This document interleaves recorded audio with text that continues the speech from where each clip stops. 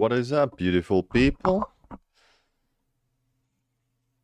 That's me, Gurun. So, yeah, we're continuing to watch some news at first, and then we'll go to watch some other stuff like drama and short videos. So, let's start. This is about manhunt underway for men accused of shooting two Minnesota lawmakers and their spouses. Colleague, Speaker. Okay. Colleague, Speaker Melissa Hortman and her husband Mark were shot and killed early this morning in what appears to be a politically motivated assassination. Law enforcement sources tell CBS News that 57-year-old Vance Belter is the suspect seen here. Wait. Is my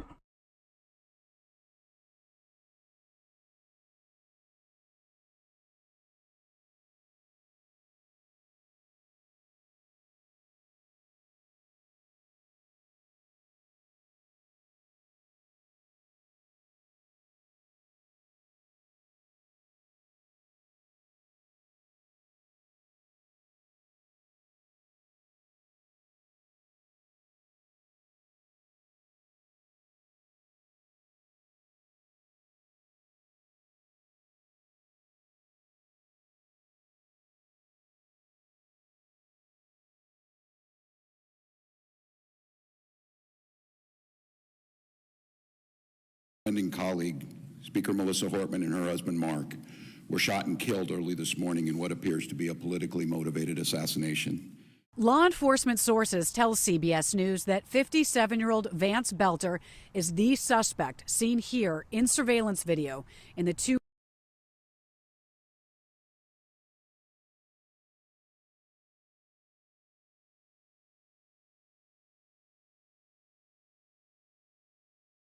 early morning shootings in suburban Minneapolis. Belter is no stranger to Minnesota politics. He was appointed twice to the governor's Workforce Development Commission, most recently by Governor Walz. Melissa Hortman was a fixture in the state capitol, the Democratic leader of the Minnesota House, and a former speaker. She was shot multiple times, along with her husband, Mark. State Senator John Hoffman and his wife were seriously wounded. Both couples were attacked overnight in their homes, about 8 miles from each other, by a gunman posing as law enforcement to gain entry.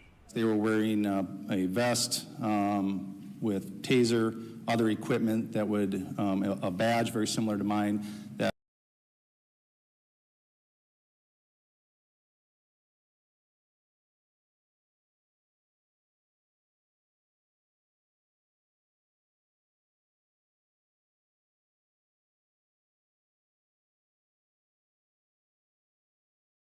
No question, if they were in this room, you would assume that they are a police officer.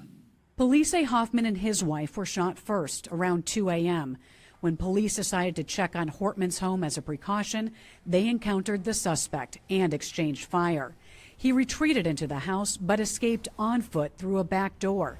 The gunman left behind an SUV that officials say looked exactly like a police car.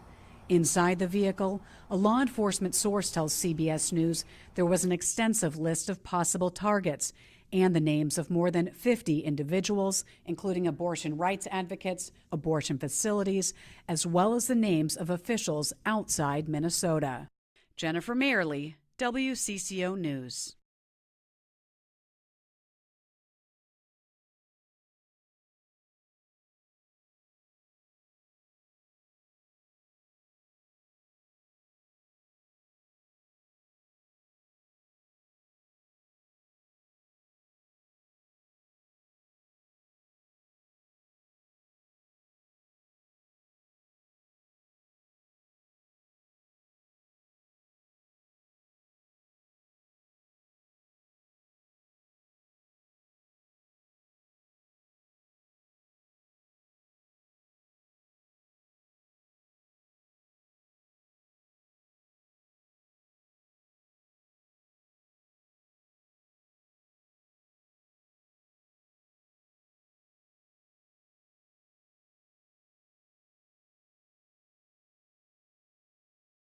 Let's bring in retired FBI Special Agent John Iannarelli. John, it's fortunately rare, this kind of violence in this country, but somebody went to an awful lot of work here, and that suggests an awful lot of hatred for those particular individuals. John, it absolutely does. We have seen these types of acts before.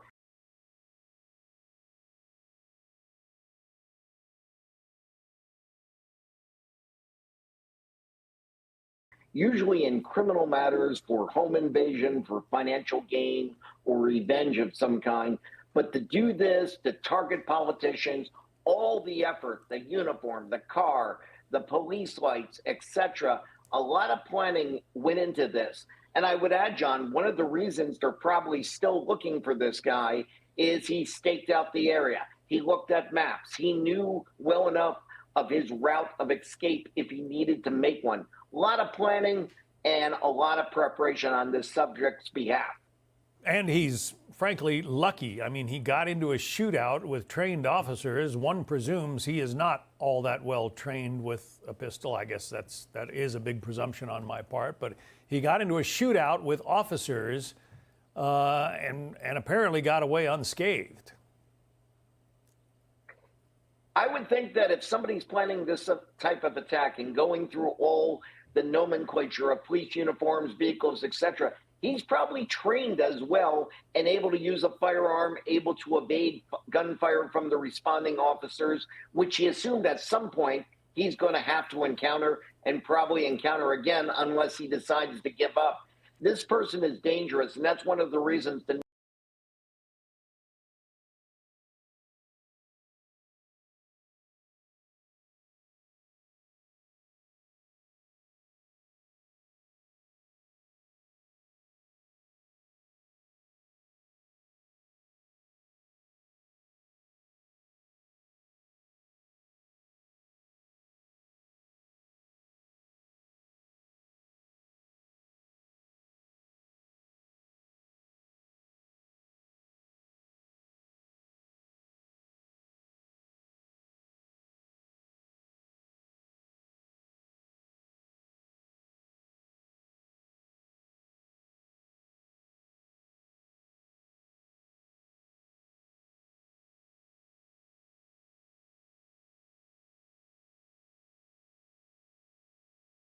neighbors, the area, they need to lock down and be very careful until this person is taken in.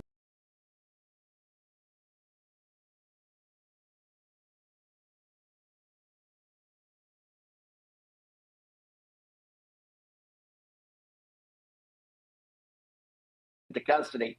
Think of what happened in Boston just a few years back with the terrorist attack. The shooter that was eventually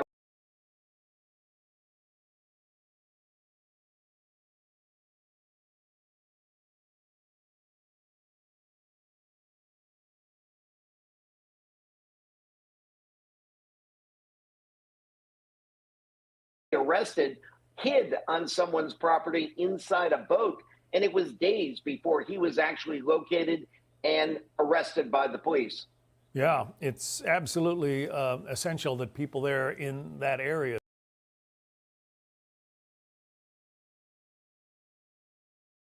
stay in their homes, lock the doors, and make sure they don't, answer them like the police have said. The presence of the FBI, what does that bring to this equation? I mean, the police there have done a great job so far just in encountering this guy at a home where they didn't know that a shooting had already taken place. But the FBI and its capabilities, what do they bring? For the FBI to be involved, it's an absolute force multiplier. First of all, you have tons and tons of agents that can come in from not only locally, but brought in from other divisions to help enhance the law enforcement manpower, going house to house, doing a search with the SWAT teams. But the FBI also has special equipment and techniques, collecting evidence, using their database to look at any connection to the subject and other people who they'll spread out across the country and interview anybody who's ever known this guy. A lot of that's going to help down the road in prosecution, but right now, hopefully it's going to help in local locating and arresting the subject. Since they know who he is, they presumably know his cell phone number. And even if he didn't bring it with him last night, or found a burner phone, bought a burner phone, whatever, he probably would have been making calls in the days and weeks ahead of this. Will they be able to track some of those?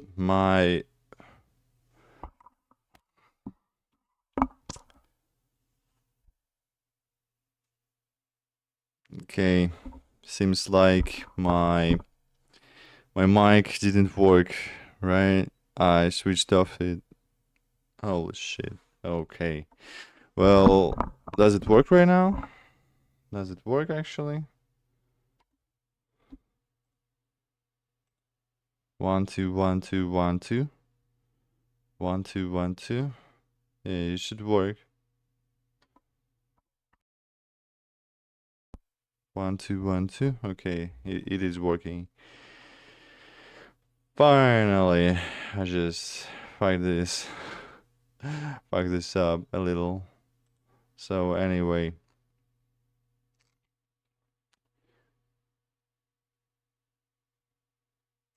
Those numbers, some of those people he was calling, and find out what he was up to? By this time, the FBI already has cell phone records from whatever the provider is, and they're going to know every person they've been in contact with, and be able to look up those numbers and see who those people are.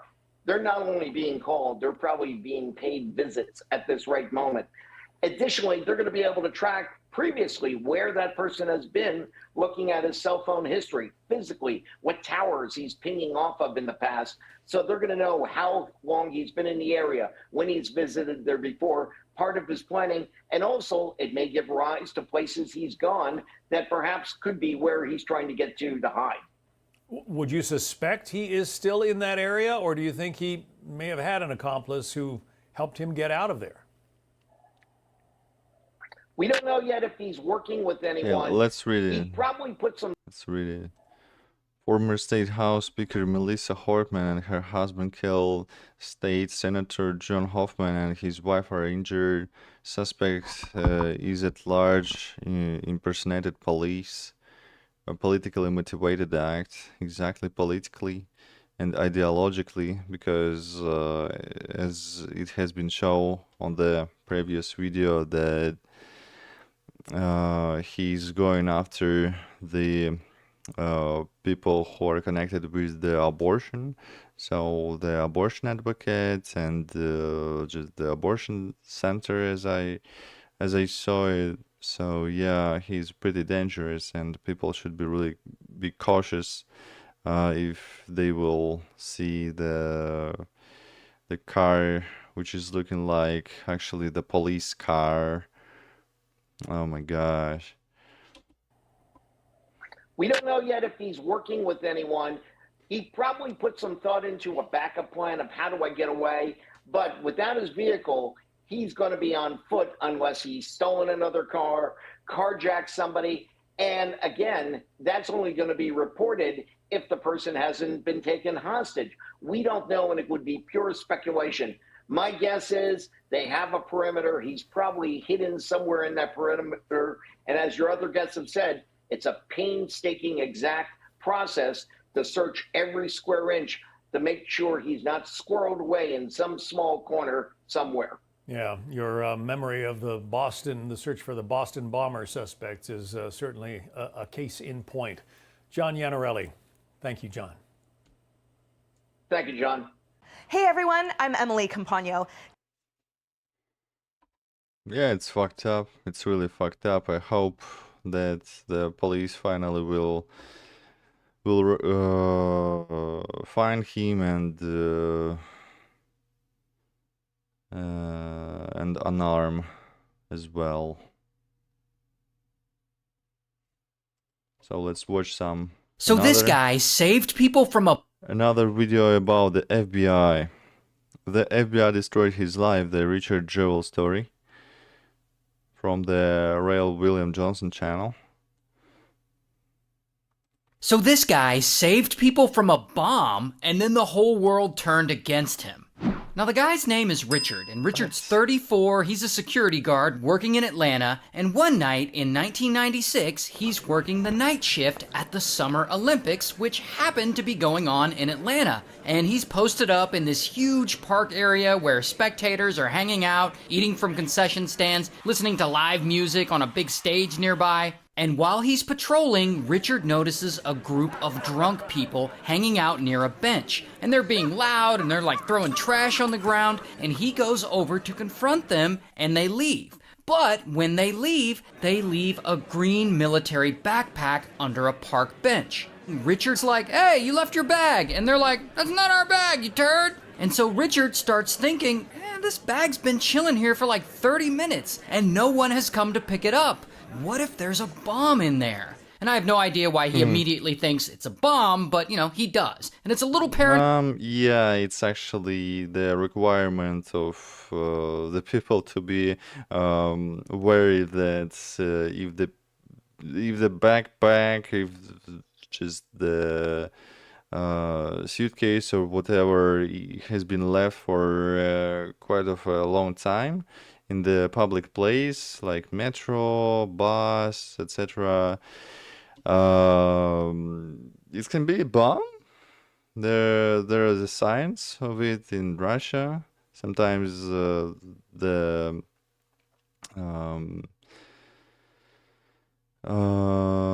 people are the government officials are just warning the people that is the case actually. So yeah, that can be a bomb.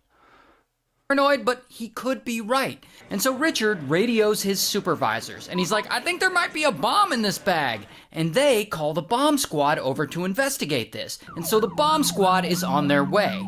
Here's the thing, though. Richard doesn't know it yet, but he's actually right. There is a bomb inside the bag. 3 pipe bombs, actually. And they're stuffed with shrapnel ready to go off. Oh my God. And while the bomb squad is on their way, an ATF agent comes over to check it out. And this agent gets on the ground and he starts looking at it with a flashlight. And this dude's like, "Yep, that's a bomb." And so, bam, suddenly Richard and everyone panics and a lot of people run away. But Richard doesn't. Instead, he starts running around trying to clear out the area. "There's a bomb! Get out of the way! Get out of the way! There's a bomb!" He's running up to as many people as possible, telling them to get away from this backpack. And it's actually working. Little by little, the crowd starts to back up and it's really bad actually to, oh my God, this crowd is so deformed, what I have done.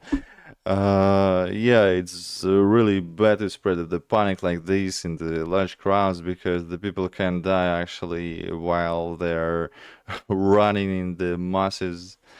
So it was quite of a bad decision to warn all of them. I think there are more clever ways to actually warn people, or just shut down the concert and the people just would go away eventually. So.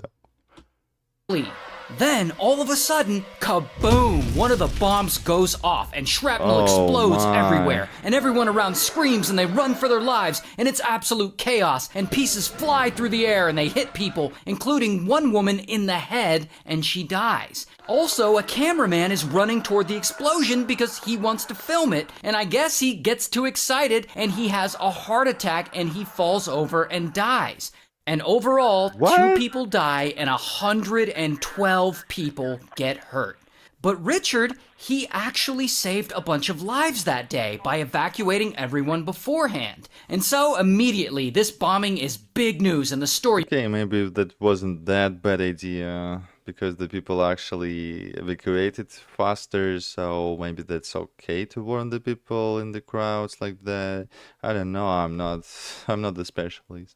Blows up, and suddenly the media starts calling him a hero, and he's getting invited to do like TV interviews like on CNN. And I just hope that we catch the people that did it. And he should be getting all this attention. He saved a lot of lives. He's an unlikely security guard who suddenly became a hero. The man deserves a medal. Until... Unfortunately for him, not everyone thinks Richard is a hero. Pretty quickly, one of his former employers sees him being interviewed on CNN, and he doesn't like it. He apparently just doesn't like Richard, and he calls in a tip to the FBI, like, I think Richard planted the bomb himself. Now, the FBI, they've been investigating all this, and they apparently... Yeah, I thought that turn will actually be legit here, because, yeah, that's... The title is basically says that the FBI destroys his life, the Richard Jewell story. So the FBI has been destroying his life for a thing he's done. Don't have a lot of leads in this Possibly. case, and they need to start making arrests soon, or they're gonna look really bad at their job. And so they get this tip, and they start thinking, maybe it was this Richard guy who planted the bomb. And they start investigating him. And journalists, they hear about this, and again, kaboom! Now this version of the story blows up, and every news outlet is talking about how Richard, the hero security guard, is actually a terrorist. And they start running with this whole narrative that he probably planted the bomb himself so that Or maybe that was a lie, and he actually saved the people, and all of these bomb explosion has been planned by the different person. Could come across as a hero, and the media is all over him, chasing him around. Can you stop for a second, please? Did you turn around? Where were you? What kind of questions were they asking? Okay, And so he's staying in his mother's apartment. I think he actually lives with his mom. But look at the media just hanging out outside his mother's apartment, trying to get pictures of him, trying to talk to him. Like suddenly this guy can't go anywhere. Can you categorically say that you did not do this? I did not do it. Categorically. Yes. And during all this, he's still kind of doing interviews, and they're like confronting him. I don't know if you ever saw this. No, sir, I didn't see it. What's your reaction to it? Probably sold some papers that day. And so the FBI, they want to bring Richard in and question him, but they want to trick him into coming in without a lawyer. And so they hit him up and they tell him, we think you're a hero. And they say that they're making a training video on the bombing for future FBI agents to watch. And they invite him to come to the FBI building in Atlanta and talk to them and help them make this training video. And poor naive Richard, he's like, all right.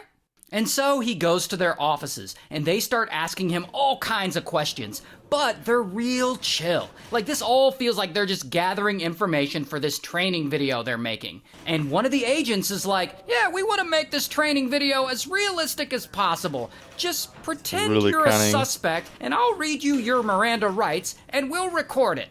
And so this agent starts reading Richard his Miranda rights, and that is when Richard realizes something isn't right. And so he uses their phone, and he calls up a friend of his who happens to be a lawyer. And his lawyer friend is like, I see what they're doing here. You get the hell out of that building right now, Richard. And so Richard leaves, and the FBI, they don't get any answers from him. However, unfortunately for him, the FBI isn't done yet. They really seem to want to connect him to this bombing. And so pretty quickly, they get a warrant to search his place. And they go there and they rip his apartment apart for like 7 hours. And they make him sit outside with the media vultures hounding him the whole time. And the media's all snapping candid photos of him. Here's actually a picture of him waiting on the stairwell. Like, yeah, and I assume he's an innocent person, right?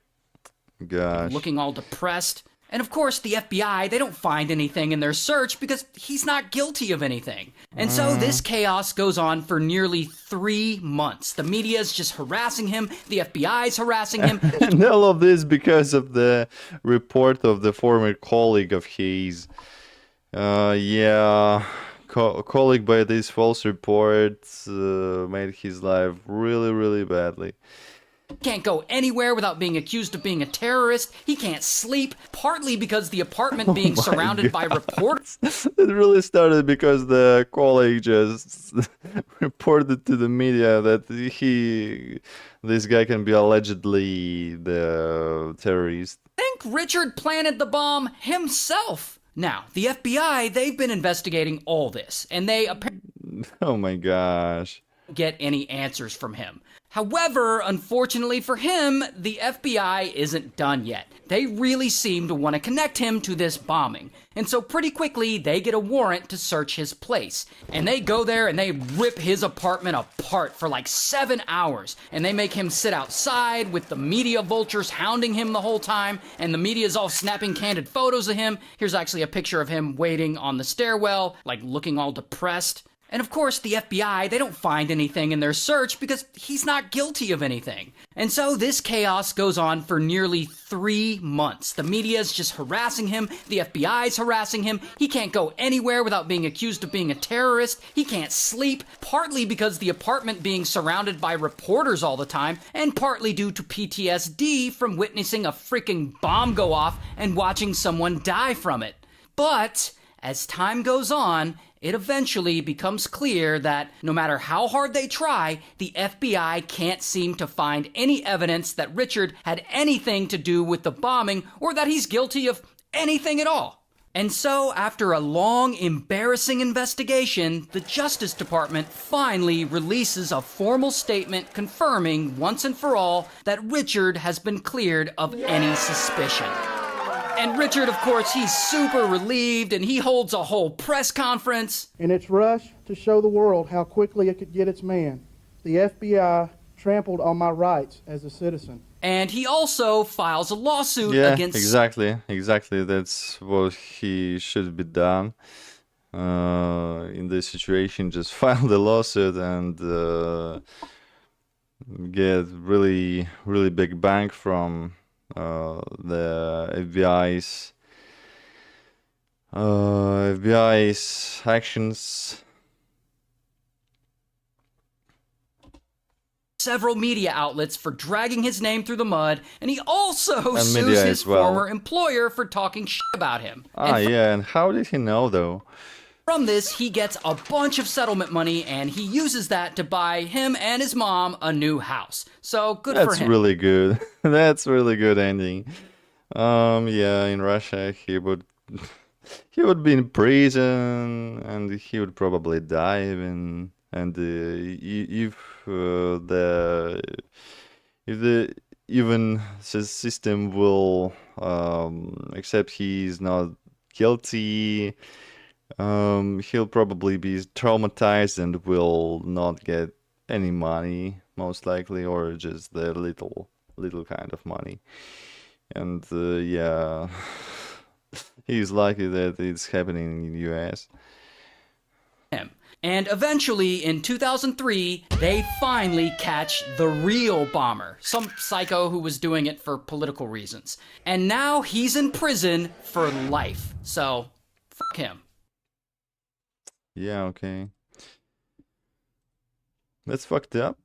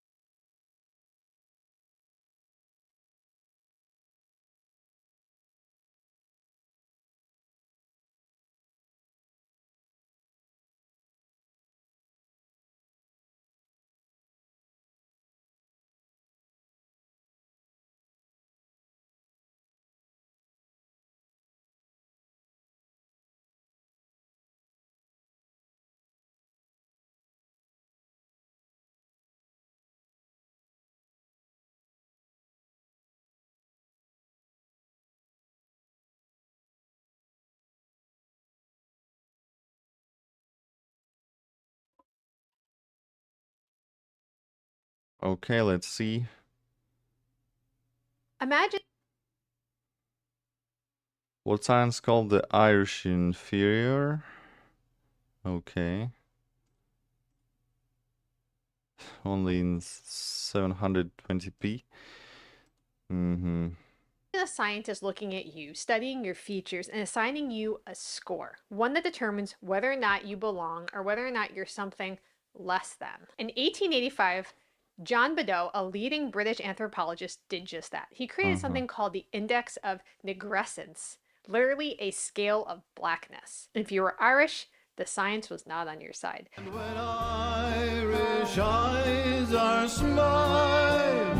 God. From apes to white. What if I told you that just 150 years ago, the Irish were not considered fully white? Their skulls were measured, their hair color ranked, and their entire identity questioned. This isn't some obscure footnote in history. It was mainstream science. If you've ever looked at an old 19th century newspaper, you would see racial classification charts. And you might expect to see prejudices at the time against African Americans or Brits with African ancestry, but right next to those, you would see an Irishman. They were drawn with exaggerated, almost ape-like features and labeled as something less than fully human. And this wasn't just racist propaganda. Like I said, it was science with a capital S. And it shaped everything. The jobs that Irish immigrants could get, how they were treated in America, and even the stories that Irish Ibrian were or weren't passed down in families, including mine. And the fact that this history has been erased is not an accident. Hi, I'm Danielle Romero. Thank you so much for being with me here on my channel, where we talk about American identity and family stories. And part of my family story connects to Ireland. Most of the videos on this channel are about my journey of connecting to my mom's Louisiana roots. Her gram was born in Louisiana, of mixed ancestry, but her gram married an Irish boy from New York. That side of this family, it's been harder for me to trace, but it's been really rewarding and shocking at the same time. In the 19th century, she's not looking like an Irish, she's looking more like the Latina. Wasn't about skin color. It was about power. Scientific racism, the attempt to use science to justify racial hierarchies, was everywhere. And this was not a fringe belief. This was mainstream. This was everywhere. It was published in newspapers, taught in universities, and used to justify policies that shaped millions of lives. Now, one of the most popular forms of this pseudoscience was something called phrenology, this idea that the skull shape determines intelligence and moral character, and scientists would measure jaw angles, forehead slopes, facial structures to argue some groups are naturally superior, some are inferior. If you were Irish, the science was not on your side. I spent a lot of time on the Library of Congress website, which is amazing. I love the Library of Congress. You can get on there, search. The Irish people are doing pretty well right now. As I know, they have the really advanced nation, and they're doing pretty good. Your primary sources. I was flipping through really old books on phrenology. It was just amazing to immerse myself in the way people perceived the world at the time. Imagine a scientist looking at you, studying your features, and assigning you a score, one that determines whether or not you belong or whether or not you're something like to the less whole other animal species. than. In 1885, Score.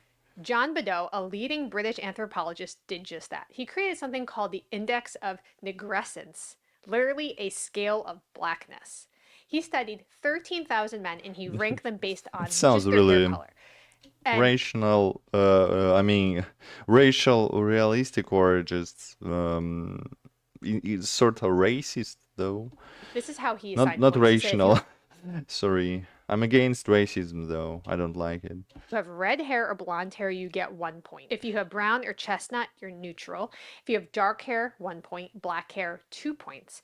And so when he mapped out his findings, he decided that the Irish, along with the Welsh and the Scots, were ranked as significantly darker than the Anglo-Saxons. In his conclusion, the Irish weren't truly white, and they were a separate lower race than the Anglo-Saxons. They were more primitive, more emotional, and less capable of self-governance, which I think is kind of like a real doozy to throw in there, right? So this wasn't just an academic theory. There were real-world repercussions. This was used to justify discrimination. It shaped how the Irish were viewed in Britain, which is a massive history all on its own, right? And how they were treated in America, which is what we're going to get to. But if you think that sounds extreme, consider what Charles Kingsley, who was a well-respected historian and clergyman, read pastor, wrote after he visited Ireland. He said, quote, "I am haunted by the human chimpanzees I saw there in Ireland. But to see white chimpanzees is dreadful. If they were black, one would not feel it so much. He wasn't alone. British political cartoons, especially Punch magazine, regularly depicted the Irish with ape-like features, framing them as violent, animalistic, inferior, drunkards. But this wasn't just a British view. Nothing, I'm just enjoying this vivid display of Irish character. These ideas followed immigrants across the Atlantic Ocean. You see a lot of these political cartoons in America as well. When the Irish immigrants arrived in the US, they faced open hostility at times. They weren't immediately accepted as white or the possibility of becoming American. They were met with the no Irish need apply signs and job postings. I know there's been some like discussion about whether or not that's real. Irish American. It was like the black American. It is most certainly real. I have a newspapers.com subscription, which is amazing, and you could search through old papers. In just a 2-second search, I was able to come up with a bunch of ads that said in them, like, don't apply if you're Irish. Just straight up don't. The Irish were portrayed in America as dangerous, criminal, lazy, and many Americans questioned whether the Irish were even fit for citizenship. There's a What? Oh my gosh. I know that in US it has been the law that the migrants should be the white people of the good character. So I know from which ground this debate came from. The political cartoon I'm thinking of, I don't have it printed out, but I'll put it on the screen. Basically, it's Lady Liberty there. She's stirring this big pot. This is the American melting pot. And you see all these different people kind of being put in there. And they're all blending together, except there's one guy standing in the back that seems kind of out of control. I think he has like his arms up in the air. He's yelling. He's pugnacious. He's not agreeable. He's not folding in, and he's Irish. And I think the caption says something to that effect of like, you know, this is the one group that can't really become Americans. How amazing to hear that talk. You know, when we talk about the Irish now, you wouldn't think of it as, oh, well, these guys can't really become Americans. I mean, they're as American as anyone, right? But that's not how they were perceived when they first came here. And also Germans, as I know, because after the World War II, they were not the people of the good character portrayed as that. Irish immigrants distanced themselves from other marginalized groups to try to protect themselves, especially Black Americans. They did begin to align themselves politically with white Anglo-Saxon Protestants, even though most of them, like my family, were Catholic. My great-great-grandpa came over from Northern Ireland, and he was Catholic, which is a whole history there. But the Irish did begin to adopt the language and the customs here, and the process wasn't immediate, but it did work. Another thing that I had read about was the Irish, especially in Boston, New York, which is where you find a lot of Irish Americans, so you know, as police officers, as firefighters, and kind of becoming foundational parts of the community, and that helped that identity shift as well. So why does this history matter though today? Because I think it shows that one race is not really about skin color. It's about power. The Irish were not always seen as white. They were not even seen as full people. They weren't seen as people who could ever become Americans. And the fact that the Irish Americans were once placed near the bottom of a racial hierarchy, only later to climb closer to the top, proves that this is not a fixed category. It's a tool. It's malleable. It's used to divide, to exclude, to destroy, and control people. And if we don't recognize that, we risk repeating the same patterns that once left the Irish immigrants on the margins of society. Most Irish Americans don't know that their ancestors were once seen as like truly racially different. And I would say even a step beyond when you see these portrayals of the Irish as apes. I mean, it's the same kind of garbage that you see with Africans, you see with Italians. There's this idea of like, these guys are so low, they're half animal. But now that you do, what do you make of it? Oh. History has a way of shaping the present, whether we acknowledge it or not, whether we understand it or not. So let me know what you think about this. If you have Irish heritage, if you know about this history, if you'd like to watch any other videos that I've done on the Irish American experience, I will link to those below. And if you'd like to connect with me off of YouTube, I'd love to have you join me over at patreon.com/NYTN. Otherwise, we'll talk soon. Okay, The next video is Lynchings of Italians took place all over. how Italians became white in America.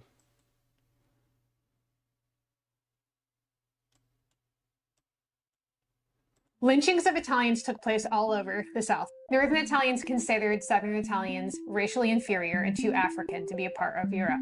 The story of the Italian immigrants' journey from a racialized pariah in the 19th century to white Americans in the 20th century sheds light on how much race is just a construct in the United States. Italians became white because of something that happened in Louisiana. Hi, my name is Danielle Romero, and I'm so glad that you're here with me again on my channel, What happened in where Louisiana? I talk about genealogy, ancestry, hidden heritage, and it's amazing how interconnected the world is. Congress had initially envisioned a white, Protestant, and culturally homogenous America when in 1790 it declared that only, quote, free white persons could become naturalized citizens.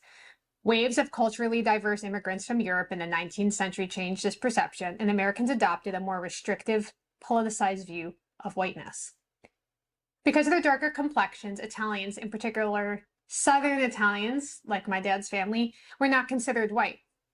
This is particularly dangerous in the American South, where Italians were the second most common targets of lynchings, and in some areas were Really? What the hell? I thought that was only against like black people and probably like Hispanic people. I don't know, but mostly against the black people of this. All of these in the American South, where atrocities. Italians were the Yeah, these ones. The Ku Klux Klan. second most common targets of lynchings, and in some areas were Lynchings. semi-segregated. Italian immigrants, particularly those from southern Italy, like my family, faced racial discrimination in both Italy and the United States. I was able to find some documents showing my dad's great aunts coming over, and on the manifest for the ship, they would mark your nationality. A lot of them would say Italy, Italy, Italy. And for his family, it said Italy, and then as a separate designation, South. South. Just to let you know that they weren't Northern Italian. Northern Italians considered Southern Italians racially inferior and too African to be a part of Europe. Oh my In the United States, God. Italian immigrants were subjected to racist stereotypes in books, magazines, newspapers, and faced discrimination in schools, movie houses, labor unions, and public spaces. Italians who accepted what was considered a black job or chose to live among African Americans, which was a very common thing, they often integrated into the same neighborhoods, were marked as black, and they faced violence from the mobs in the South in the same Wow. way.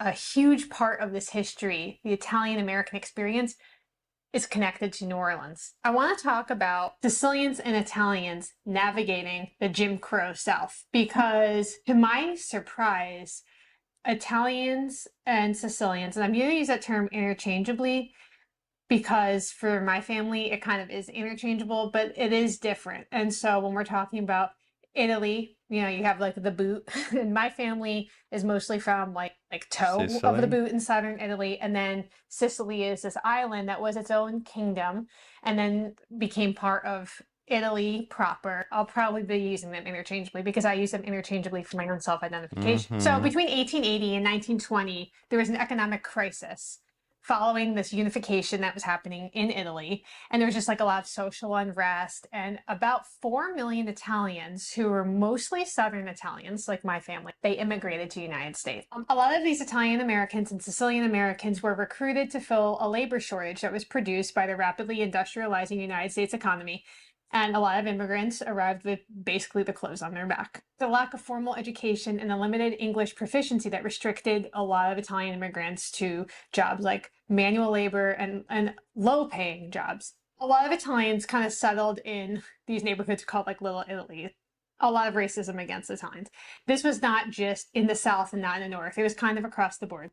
Italian immigrants and African Americans often lived in the same neighborhoods and worked together, and they were considered basically the enemies of the Jim Crow laws. The Italian newcomers encountered propaganda against them when they landed on American soil. They were described. Yeah, because of the darker skin and just overall more expressive attitude of the Southern Italians, they could be considered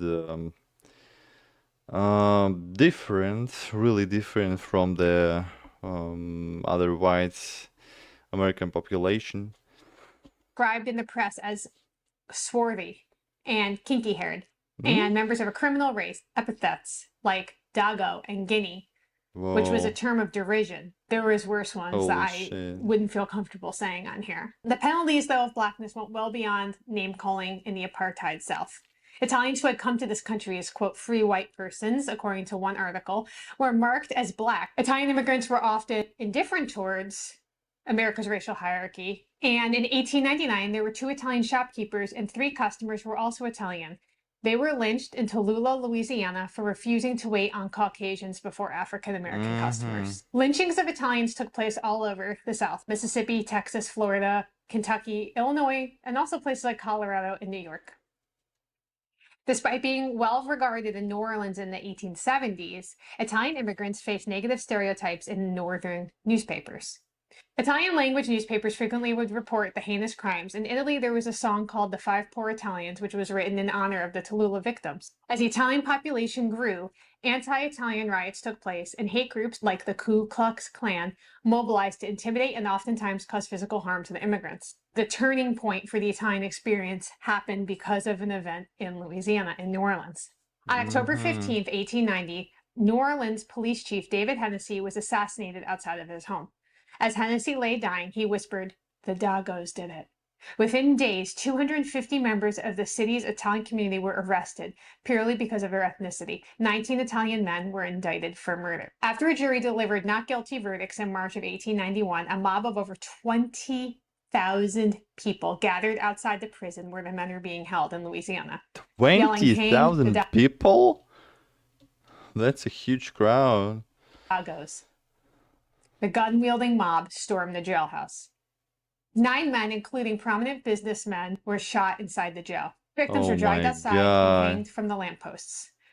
And I don't want to go into the details of this. You can Google it and do that, but I'm not going to like put all the nitty-gritty on here. In addition to the 11 men who were lynched, 5 prisoners were severely wounded in the attack, and they died soon after. A grand jury cleared those who were involved in the lynching, including John Parker, who was the late elected governor of Louisiana.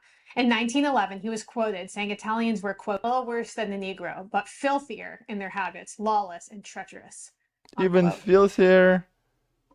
I mean, my God. Many newspapers asserted that Italians were responsible for their own lynchings, and the media's coverage of the trial and lynching marked the entrance of the word mafia into the nation's vocabulary. Historians have shown that America's response to the lynching was influenced by racist stereotypes about Italians that was propagated in northern newspapers. Italian immigrants were initially welcomed in Louisiana after the Civil War to replace the emancipated black laborers, but their proximity to the African American led to them being viewed as not fully white and now eligible for persecution, including lynching. Darwinists asserted that Italians were a subhuman race, the, quote, "missing link between humans and apes." The caption of this cartoon, published in Life magazine in the early 1900s, is meant to be read in broken English with an Italian accent. The Italian shoeshiner, or WAP, possesses ape-like features, carries a stiletto knife, and is of low intelligence and childlike in his reasoning, and eats garlic and spaghetti. You know, it's kind of interesting when there's this attempt from one group to kind of degrade another group. It's kind of just like the same playbook, right? Every single time. And it's been interesting to me as I studied my mom's heritage from Louisiana, you know, African American, Hispanic, Native American, like all of these groups that have kind of taken their turns in being the low man, you know, in this hierarchy. To preserve the American racial structure that was believed to exist, the United States passed the Immigration Act in 1924, which established quotas for the admission of immigrants and that banned immigration from certain countries entirely.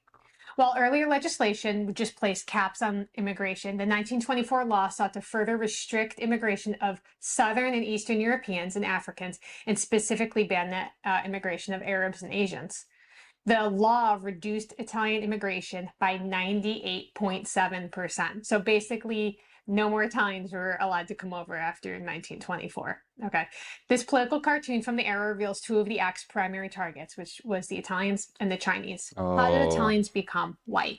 You would think with all this animosity towards this group and these attempts at keeping them from coming over, it totally shocked me. And I realized that Italians became white because of something that happened in Louisiana.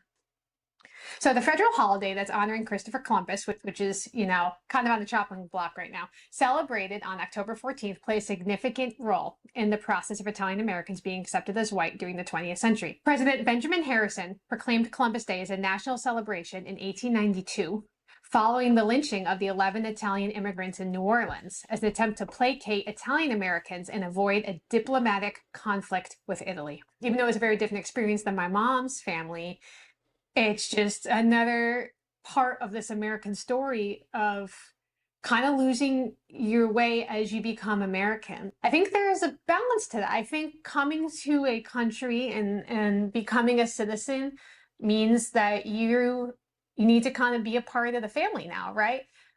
But does that mean that we all want to be homogenous? We don't want to have any shred of the parts of the world that we came from or that our family came from? And obviously the answer to that is no. It makes me sad when I was researching for this video to kind of understand some of these things came to be. The story of the Italian immigrant's journey from a racialized pariah in the 19th century to white Americans in the 20th century sheds light on how much race is just a construct in the United States, and hierarchies can change over time. You're in this group here and you're in this group here, and nothing has changed except the passage of time and the way people perceive things. That's just incredible to me. It makes me wonder in the future, things that we hold on to so dearly right now is this is the truth, this And is right the now reality. it's most likely reversed, that the black people are more privileged than the white people, and the black people are victimizing themselves and asking even for more rights.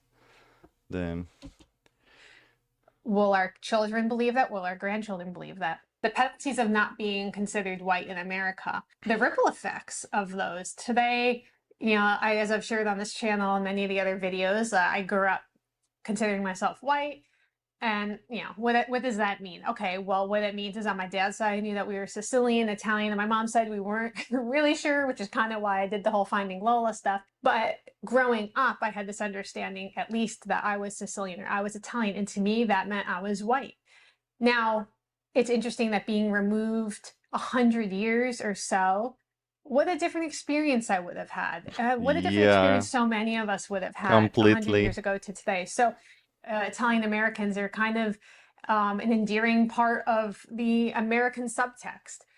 And yet the history was rough and bloody. This same structure has been applied over and over and over again to all different groups. Let me know if you were familiar with the New Orleans lynchings of these Italian Americans. I plan on interviewing my dad for the channel and kind of getting his, you know, thoughts on this. I'd love to know, like, what do you think about Italians and Sicilians suddenly becoming white at the turn of the century? Thank you so much for being here for these conversations. yeah, I think that is a really good turn for the Italian Sicilians in the US. That they eventually has been accepted as whites, because the persecution, I think, are stopped, and they started living better. So it's just their life became better overall. And yeah, I'm happy for the US citizens that it's less racism, much less racism right now, even though it was the US has the racism problem kind of still, but it's now reversed. So yeah, it's another problem. But now the white person is not as safe than it was before. So yeah, the white guilt is the thing, and it shouldn't be a thing.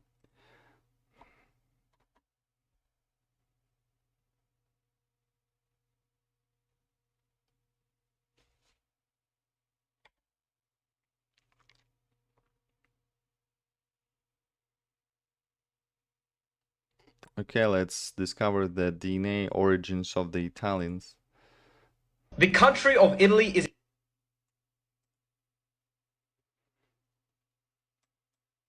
The country of Italy is incredibly diverse. For example, when you go up into the northern regions of Italy, towards Lombardy, people typically have high levels of Germanic DNA. When you go down to the south towards Sicily and Calabria, people typically have higher levels of Middle Eastern and North African related admixture. And finally, when you go towards the east, towards of the migration from the northern parts of Europe towards the northern Italy, and because the southern Italians has been mixed with the Middle Eastern people on the south, because of the Italy has been somewhat conquered before, so yeah. Friuli, people typically have higher levels of Balkan-related DNA. Now, the first people to enter into Italy were actually Neanderthals. And one of the oldest fossils to be discovered in Europe belonged to this Neanderthal man known as Altamura man. He was discovered in a limestone cave, and we actually have reconstructions of Altamura man. Check this out. But the first people to leave a substantial genetic legacy on the modern Italian genome were actually the Anatolian Neolithic farmers. We know that agriculture develops in the Middle East close to 14,000 years ago, but it was actually farmers from Anatolia who spread into Europe around 7,000 years ago and introduced agriculture into the region.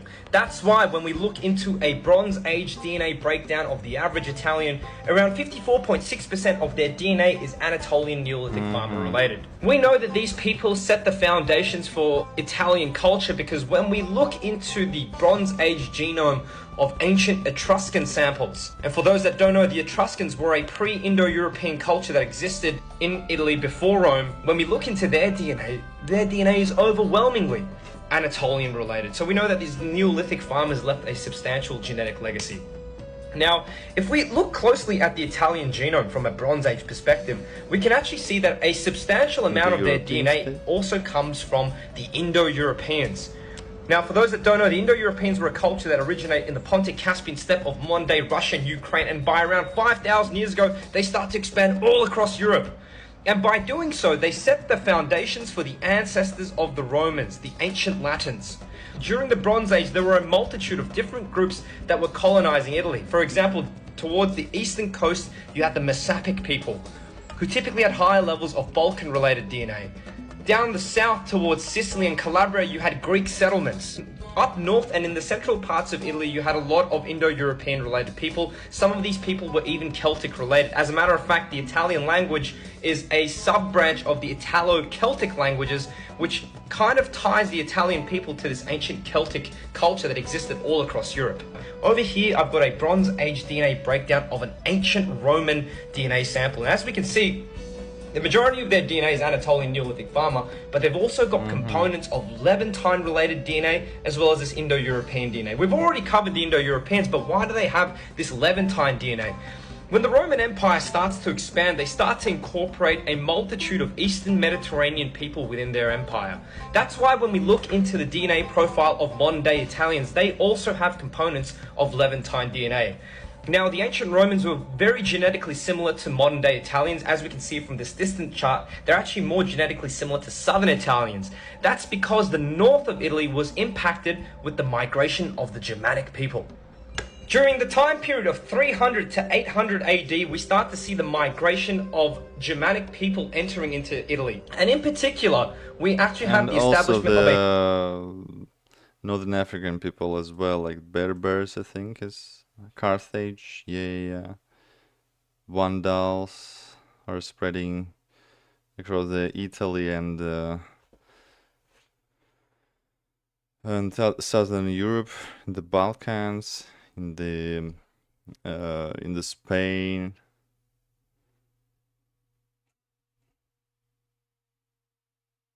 Ostrogoths also, Visigoths. Italy. And in particular, we actually have the establishment of a particular Germanic group known as the Lombards. They settle themselves pretty substantially within Italy. That's why today there's actually a region in Italy known as Lombardy. When we look into a northern Italian genome, they typically have higher levels of Germanic DNA compared to other Italian groups. But not only that, they also have higher levels of Celtic related admixture because of the ancient Celtic people who once inhabited those regions. There were other migrations that impacted the Italian genome too. For example, we had the expansion of the Arabs. During 900 AD, we have the establishment of the Emirate of Sicily. We have the expansion of the Fatimid Caliphate. All of these exactly, introduced... Emirate of Sicily. It has been captured by the Saudi Arabia, modern Saudi Arabia, and former, I don't know, what was this exactly? The Arabian Caliphate? Expansion of the Fatimid Caliphate. All of these introduced... What is this Caliphate? Fatimin? Oh, okay, I'm not aware of it. A North African and Middle Eastern DNA component within Southern Italians. That's why when we look into the DNA profile of Southern Italians, they have many genetic similarities with not only the Greeks, but also Ashkenazi Jews because of the presence of this Levantine and North African DNA component within their genome.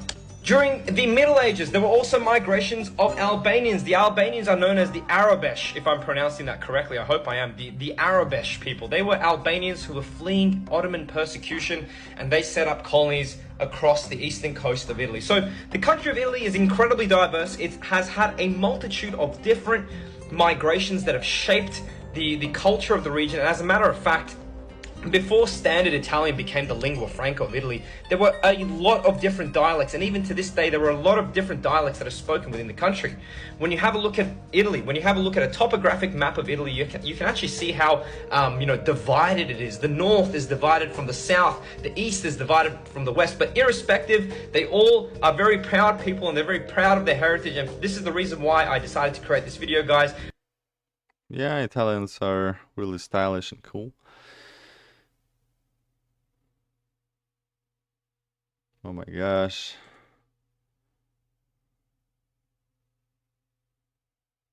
I like the Visigoths name. It sounds like so fancy, like Visigoths, something from the Middle Ages.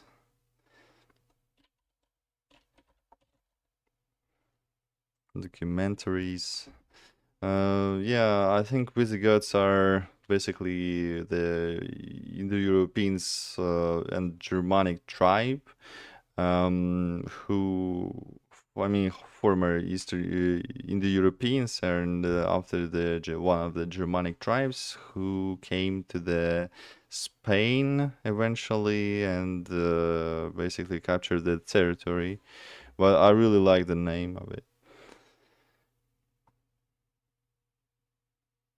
The barbarian invaders of Germania, Goths, Visigoths, and Ostrogoths.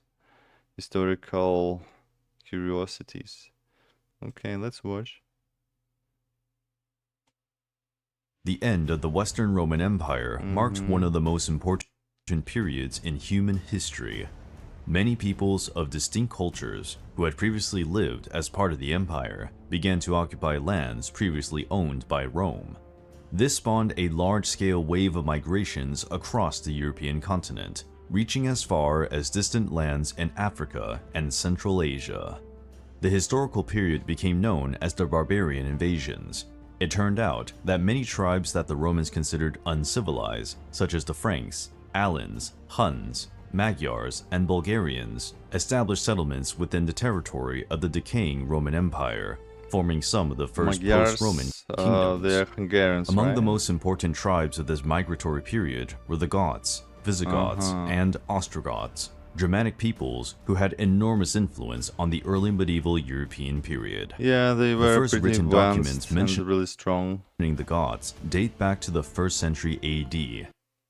Some mentioned that this people had migrated from Scandinavia to the ancient region of Germania and territories near the Black Sea. Another theory suggests that the Goths originated in eastern Pomerania, Poland, and, at some point, they moved to lands further south.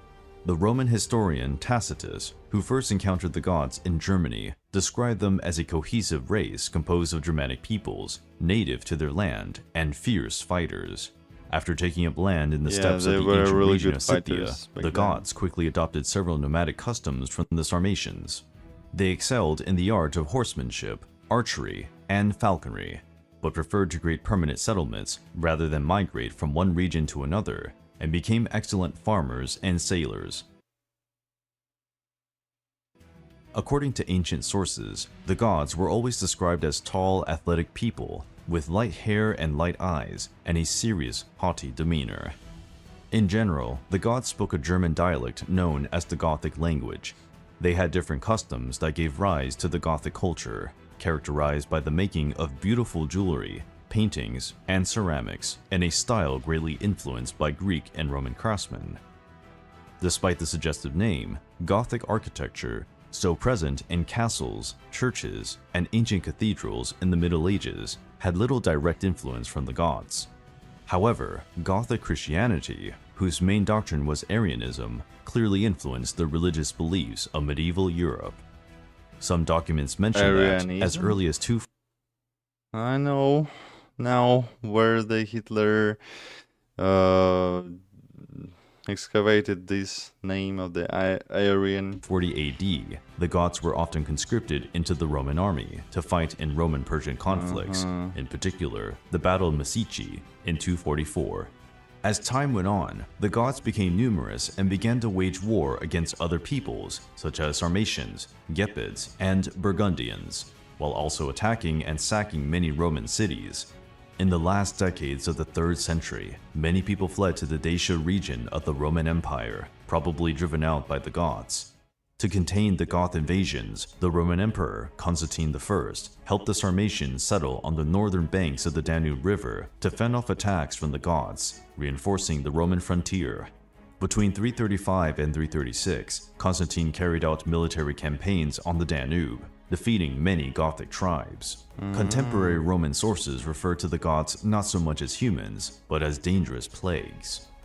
After driving the Romans from much of the European continent, the Goths ruled a large swath of territory, from present-day Germany to the Danube and Don rivers in Eastern Europe, plus the Black Sea in the south and the Baltic Sea in the north. However, the mighty Goths had enemies to match them, such as the fearsome Huns. Around the year 375, the Huns invaded the territory of the Goths. Although they bravely resisted, the Goths were pushed into lands still under Roman rule. Trying to find refuge, some Gothic tribes fled to the Eastern Roman Empire, where they received help from Emperor Flavius Julius Valens. Yeah, how it called, the tribes of the Asian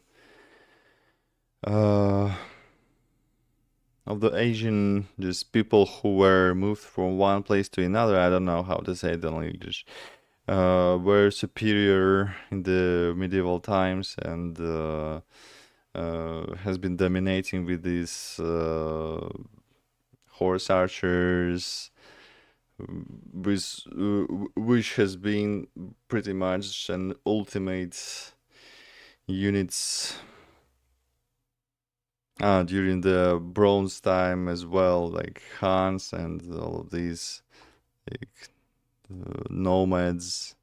I think that's the right word for it. Let me see.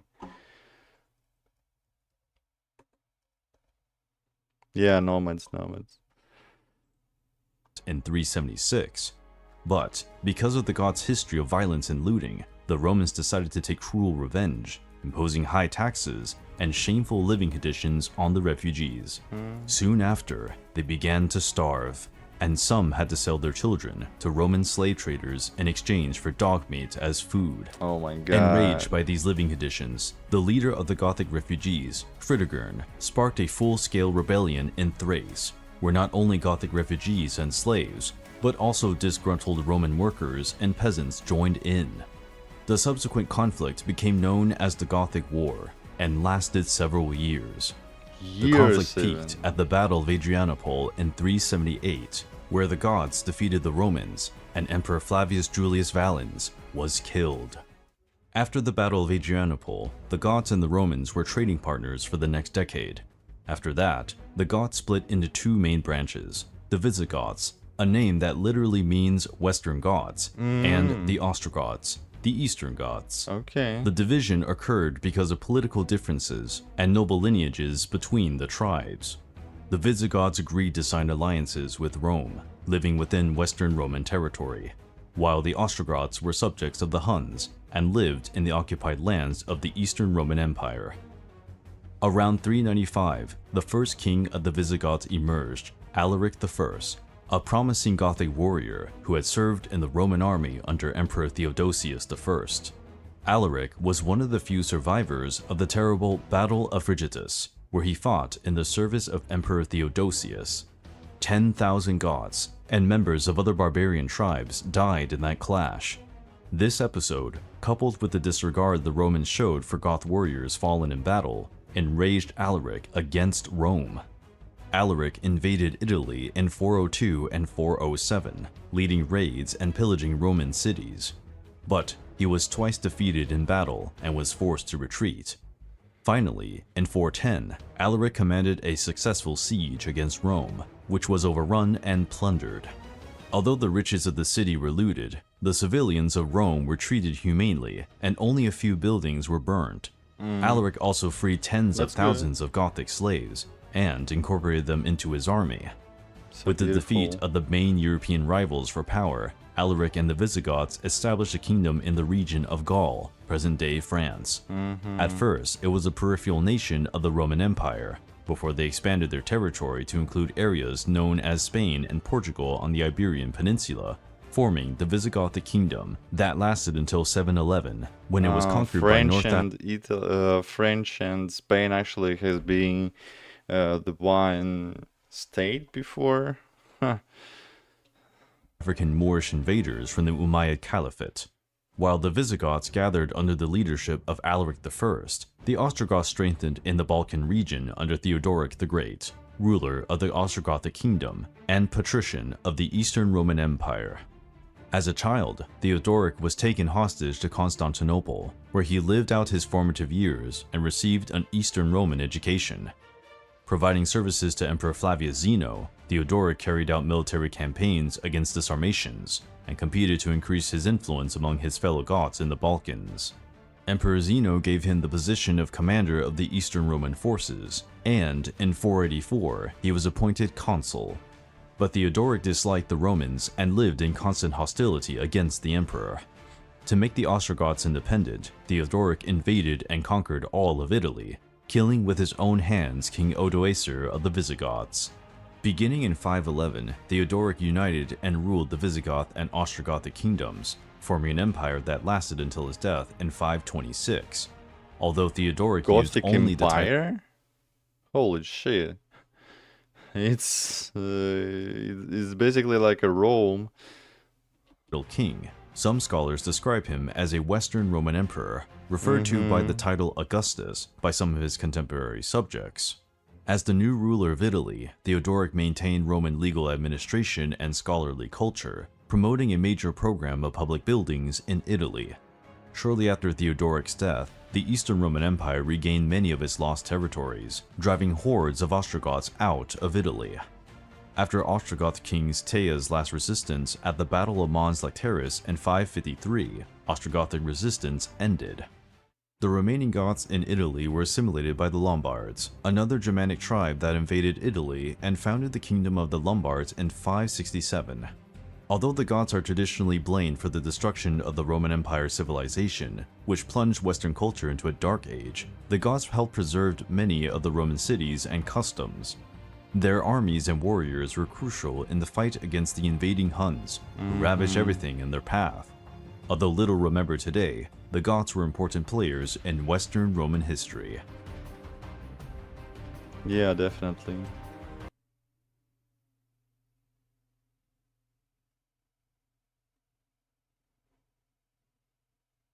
Who were the Celts? The valiant people who defied Rome. Celts has been conquered, as I know, by the Rome. The European continent and pretty much erased from their lands and genocided, basically. Switzerland has been the southern Europe back then? This left a mark on Roman history and pride, from which that moment on had a great aversion for the people they called barbarians. At the time when Rome began its campaigns the to conquer new Celts actually has been really developed before, and the Romans defeated them really violently. Laboratories, their ritual had been found. It is still an inconclusive account, but then again, Julius Caesar was never known for being a liar or making up stories. The Druids were an important figure in the Celt resistance against Rome. Later, they also resisted the imposition of Christianity in Europe. For this reason, the Druids were considered a serious threat. They were persecuted and executed until they disappeared completely, attentive to the military and political weaknesses of other peoples. Caesar was able to take advantage of this instability among the tribes and began his campaign by allying himself with the Aedui tribe. The Aedui lived in the Burgundy region of present-day France and felt threatened by the Helvetian and Arverni tribes. The Helvetians, along with the tribe of the Boii and Tulingi, had begun a large migration, leaving Switzerland and attacking villages that belonged to the Aedui.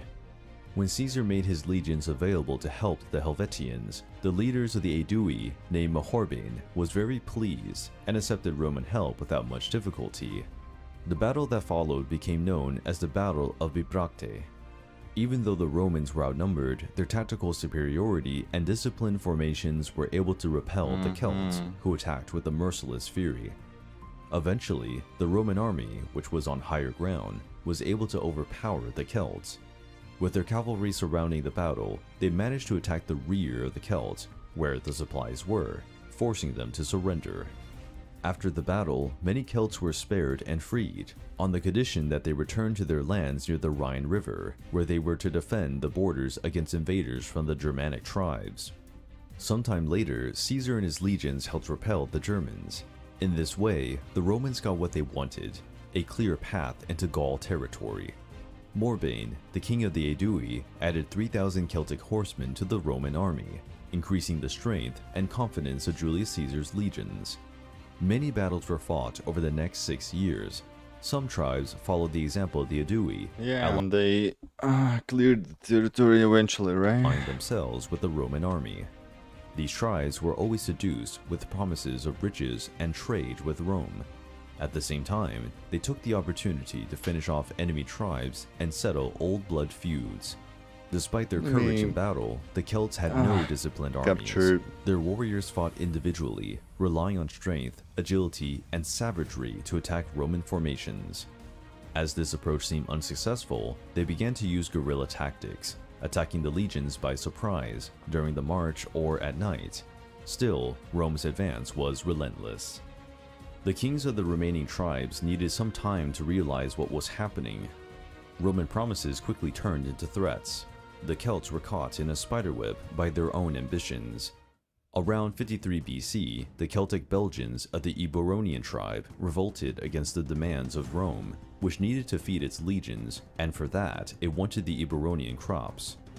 The king of the Eburones was called Ambiorix. He incited his warriors to take up arms against their oppressors, forming the so-called Ambiorix Revolt. To contain this revolt, Caesar sent the commanders Quintus Titurius Sabinus and Lucius Aurunculeius Cotta, commanding the 14th Twin Legion and also a detachment of 5 cohorts, totaling approximately 7,500 men. But to the surprise of the Romans, the Celtic Belgians had recruited a staggering number of warriors. It is not known for sure how many there were, but it is estimated that there were 4 Celts for every Roman soldier, or even more. The Romans were attacked by surprise during their march, in a region known as Atuatuca.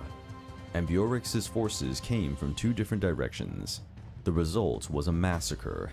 Almost all the Roman soldiers were killed, including 2 commanders sent by Caesar. This event was known as the Massacre at Atuatuca. The survivors reported the terror they witnessed, and Julius Caesar wrote in his diary, "Of all the Gauls, the Belgians are the bravest." The revolt came to an end when Caesar and his 50,000 soldiers entered the scene. Virtually all the Celtic Belgian tribes were massacred, and their villages and crops were looted and burned. Ambiorix and some of his men managed to cross the Rhine River and escape towards Germania, but were never seen again. Ambiorix's revolt aroused a kind of nationalistic feeling among the Celts. Many tribes began to put their differences aside to unite against Roman oppression. Much of this new resistance was organized by the Druids. The union of the tribes in Gaul had always been something feared by the Romans, but it was finally happening. A young prince took on the responsibility of fighting for the freedom of his people, for help in fighting Rome. After establishing some alliances, Vercingetorix and his commanders began to train the Celts according to Roman discipline, creating an army as never before seen among the Celtic peoples. Vercingetorix knew that his greatest advantage against the legions was a large and organized cavalry. When Julius Caesar learned of the formation of this army, he organized a military expedition to fight the Celtic rebels. The Romans went all over Gaul, demanding loyalty from various Celtic leaders. This demand was based on more promises and threats. Thus, many tribal chiefs did not support Vercingetorix. Battles were fought, mainly between Roman and Celtic cavalries, with the former almost always winning. Vercingetorix was forced to retreat, but in his escape through Gaulish territory, he decided to use scorched earth tactics, a strategy of burning villages, towns, and farms, not allowing the enemy army to seize anything. After losing the city of Bourges, Vercingetorix was forced to flee with what was left of his troops. With his army already greatly reduced, Vercingetorix continued to send emissaries, asking for military support from Celtic chieftains, even those who had already sworn allegiance to Rome. Celtic's fight against Rome was more than... They were really fearsome.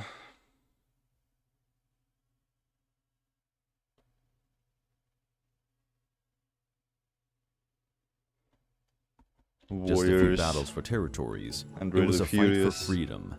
Vercingetorix's surrender marked the end of the Celts' resistance against Rome. But the Celts and their culture endured. Many learned to live and prosper under Rome. The fame of Celtic warriors spread throughout Europe and beyond. Many warriors were mercenaries in Greece, Egypt, Anatolia, and the Roman army itself. With the arrival of Christianity, Celtic culture gradually dissolved. On the one hand, this happened due to the assimilation of the new religion, but really nice fighters, and I like their culture and history. Even though I don't know much, but aesthetics I really like.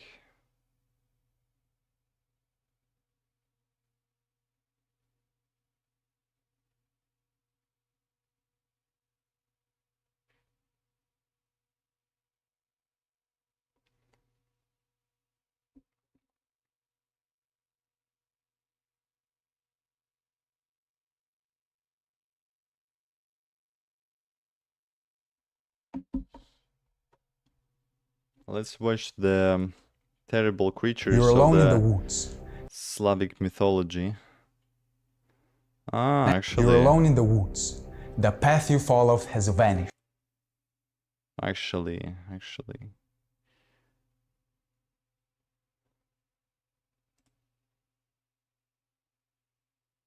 I saw this one before. Okay, another time. Terrible creatures of Slavic mythology. The trees seem to have shifted, blocking your way. The silence is crushing, but you know that you're not alone. In ancient times, people were surrounded by a known and dangerous world, mysterious forests, dark caves, and impassable swamps. Every culture tried to explain the strange and frightening things around them, and the Slavs were no different. Slavic mythology is full of creatures that continue to intrigue and terrify to this day. Today you'll find out why the ancient Slavs avoided going outside at noon, who lives in the house on chicken legs, and why you shouldn't accept food from strangers. Baba Yaga. Yeah, exactly this woman. She's living on the Baba house, Yaga is one of the on the chicken legs and flying on the stoop. most famous figures in Slavic mythology, appearing in folklore of many Slavic nations. She's an old woman with grotesque features, a long, hooked nose that sometimes touches the ceiling when she sleeps, bony legs, and wild grey hair that hides her face. Her hunched body is wrapped in tattered clothes. In some stories, her eyes glow in the dark, and her voice howls like the wind. She can even fly, either in a mortar or on a broomstick. Baba Yaga lives deep in the forest, far away from people, in izbushka, standing on the chicken legs. Izbushka is a hut, a small wooden house, common in rural areas, but Baba Yaga's is no ordinary one. It's often surrounded by a fence made of human bones, with skulls mounted on stakes. The house can spin on its axis, turning either its door or its back to a traveler. Baba Yaga exists between the world of the living and the world of the dead, and her izbushka serves the gateway between these realms, though entering does not always mean returning. However, her door does not simply open to anyone. The hero must speak a magical incantation. Izbushka, Izbushka, turn your back to the forest and your front to me. Baba Yaga is both a wicked witch who kidnaps children and a wise mentor who tests the hero and ultimately helps them. In fact, the Baba Yaga often aids the protagonist rather than hinders them, granting them magical items or companions such as sword or a horse. She despises the fools, the lazy and the weak ones. Also, she may test a person's courage and wit by giving them difficult tasks to complete. Though she threatens to eat I mostly forgot many of these folk stories. her guests, no hero in her stories ever comes to harm. Neither purely good nor evil, she follows her own mysterious code. Timeless and possibly immortal, she is served by strange creatures like crows and wolves. Leshy, the spirit of the woods, which can be disguised as the old man and make the travelers who are going in the forest be lost. Yeah, I know this one. Leshy is the guardian of the forest, sometimes dangerous to humans, sometimes helpful. Yeah, sometimes it all helpful depends too. on his mood. How do you recognize Leshy? He has a humanoid form, towering height, and long arms and fingers. His eyes glow like those of a wild beast. His clothing is often described as being woven from leaves, moss, and bark. In some legends, he even has a beard made of twigs and moss. In Slavic myths, Leshy is said to be a shapeshifter. He can transform into an animal, a gust of wind, or even a human. He knows every path, every tree, and every meadow, and controls nature within his territory. He can summon storms, create dense fog, and suddenly shift paths to confuse travelers. However, he never leaves the boundaries of his forest. Outside of his domain, he loses his power. As the master of the woods, Leshy protects his land and punishes those who harm it. He despises needless deforestation and may lead careless hunters or foragers astray. In some regions, people ask his permission before entering, leaving offerings or tossing bait into the water. But those who respect nature have nothing to fear.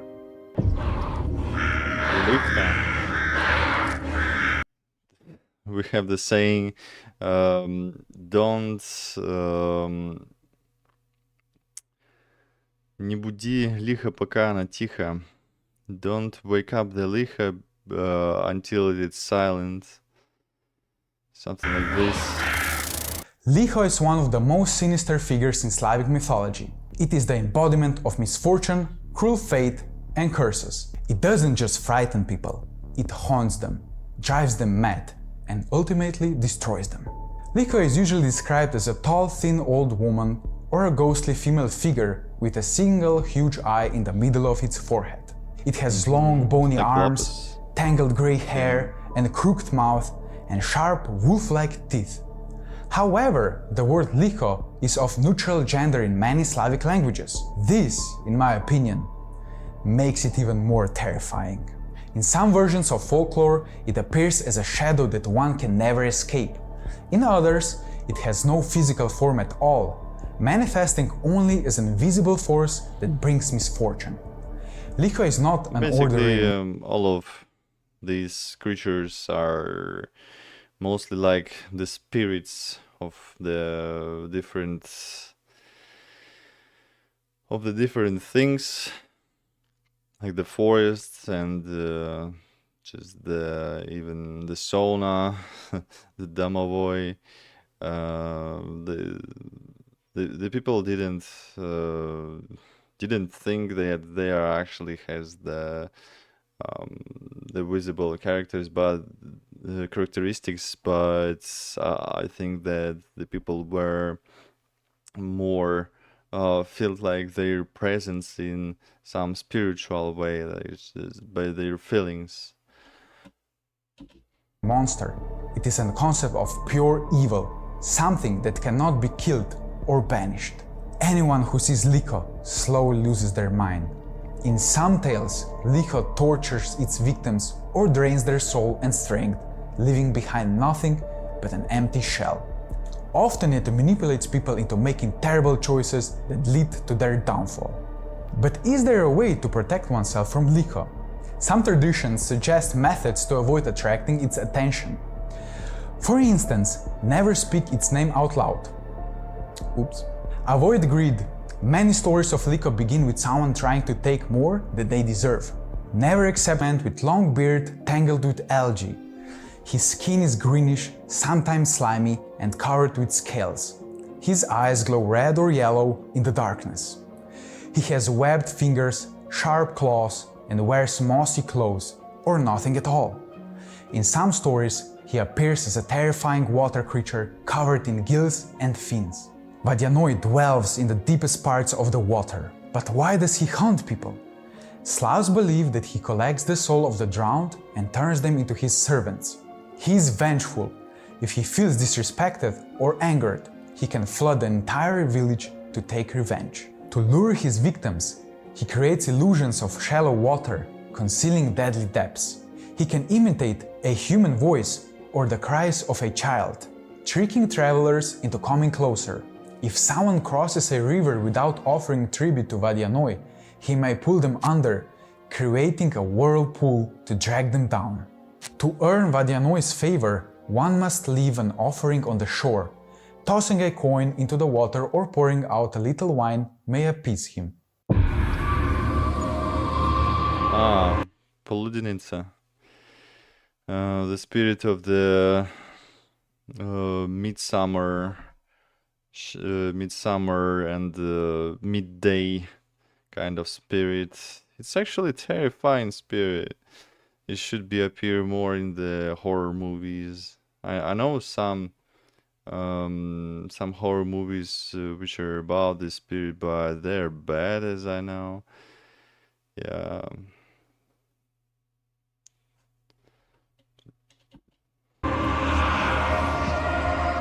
Poludnica is a mythical being that appears at noon, when the sun is the highest and the air shimmers with heat.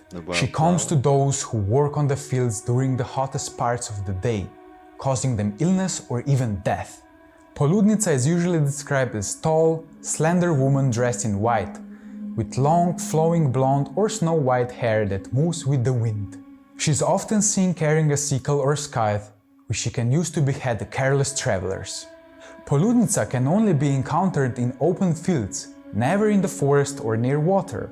In folklore, noon was considered a sacred time when people were advised to stop working and let the land rest. Those who ignore these traditions and continue plowing or harvesting risk facing Poludnica's anger. She appears suddenly, emerging from scorching air, causing people to faint or to get heat stroke. In some legends, she twists the necks of her victims or slashes their throats with her sickle. To avoid becoming her next victim, one must refrain from working in the fields at midday. If you ever encounter Poludnica, it's said that you must look her directly in the face and answer all of her questions. Yeah, that's better to not work during the midday on the fields, because to not get the sunstroke or just the hard stroke or don't get burned out. So it's a nice advice. Drekavach? What is this? Drekavach? Drekavac is a creature from South Slavic mythology, okay, particularly well known I'm in Eastern Slav. in Serbia, Bosnia and Herzegovina, Montenegro, and Croatia. It is believed to be the restless spirit of a stillborn infant, one that never found peace and transformed into a terrifying entity. What makes Drekavac especially frightening is its disturbing and ever-changing appearance. It might look like a thin, skeletal baby with huge eyes and long, sharp claws. Or it could appear as a tall, starved figure with glowing eyes and twisted, broken limbs, resembling a distorted human. Drekavac is often found near places of death, like cemeteries, ruins, or abandoned houses. Its most terrifying trait is its piercing, unnatural scream. Hearing it is seen as a warning of disaster, signaling misfortune or even death. Drekavac is known to appear in nightmares, often haunting children and the elderly. Sometimes it stands outside windows, staring in with glowing, creepy eyes, filling anyone who sees it with panic and fear. To stay safe from this creature, people are warned not to walk alone at night, especially when there is no moon. If you see it, never look directly into its eyes. Avoid cemeteries and abandoned places. Some traditions say you should leave small offerings like piece of bread or little milk at crossroads, hoping that Drekavac will follow the smell instead. Keeping candles lit at home is also believed to help, as it fears light and won't come near fire.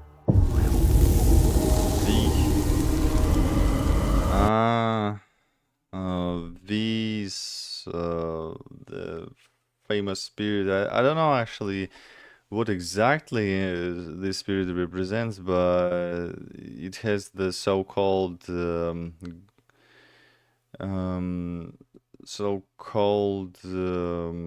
just novel from the Russian Empire author Gogol,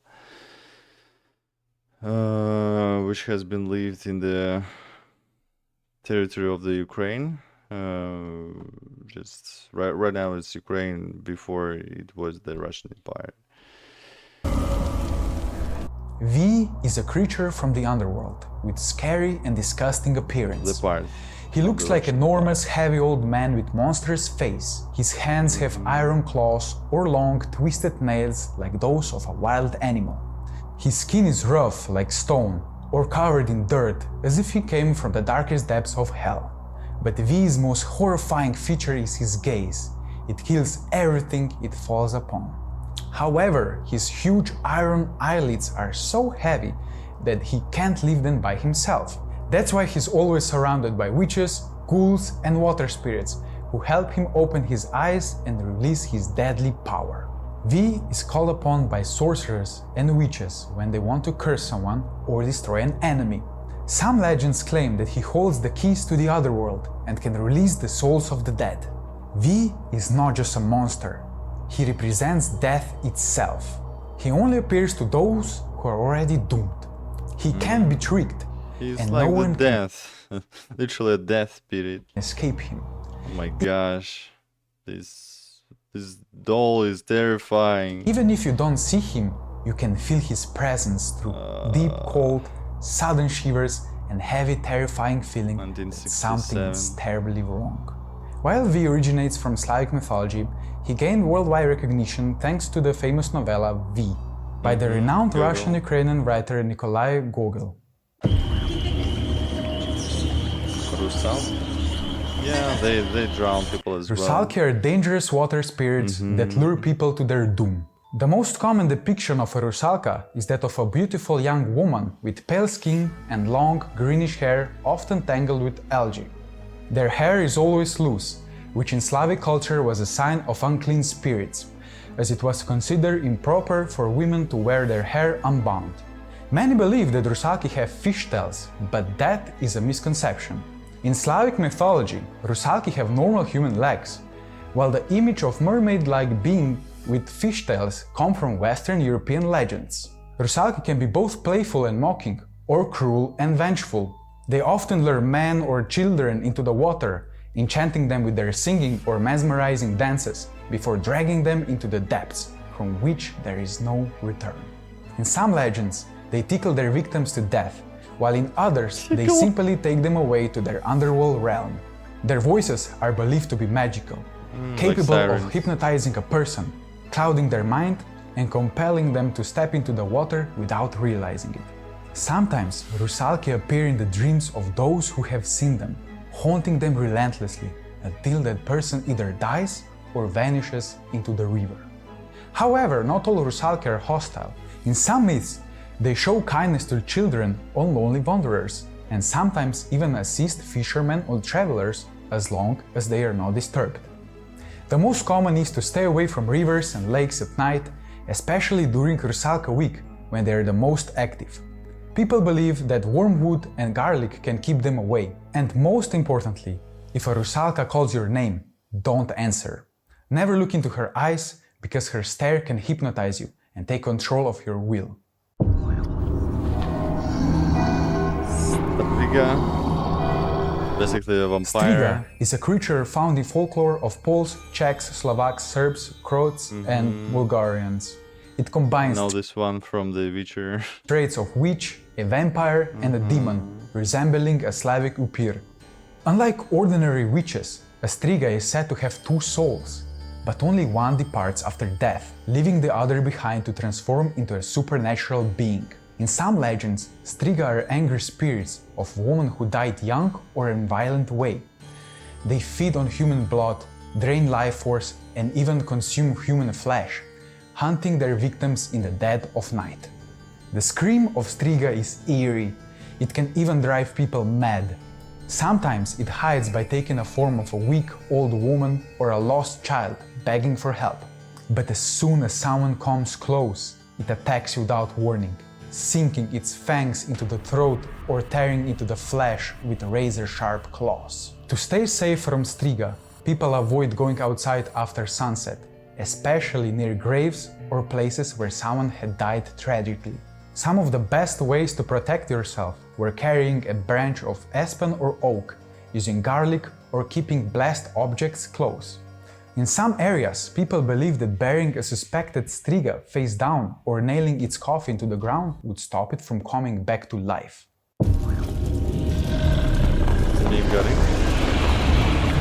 The Slavik dragon with multiple heads.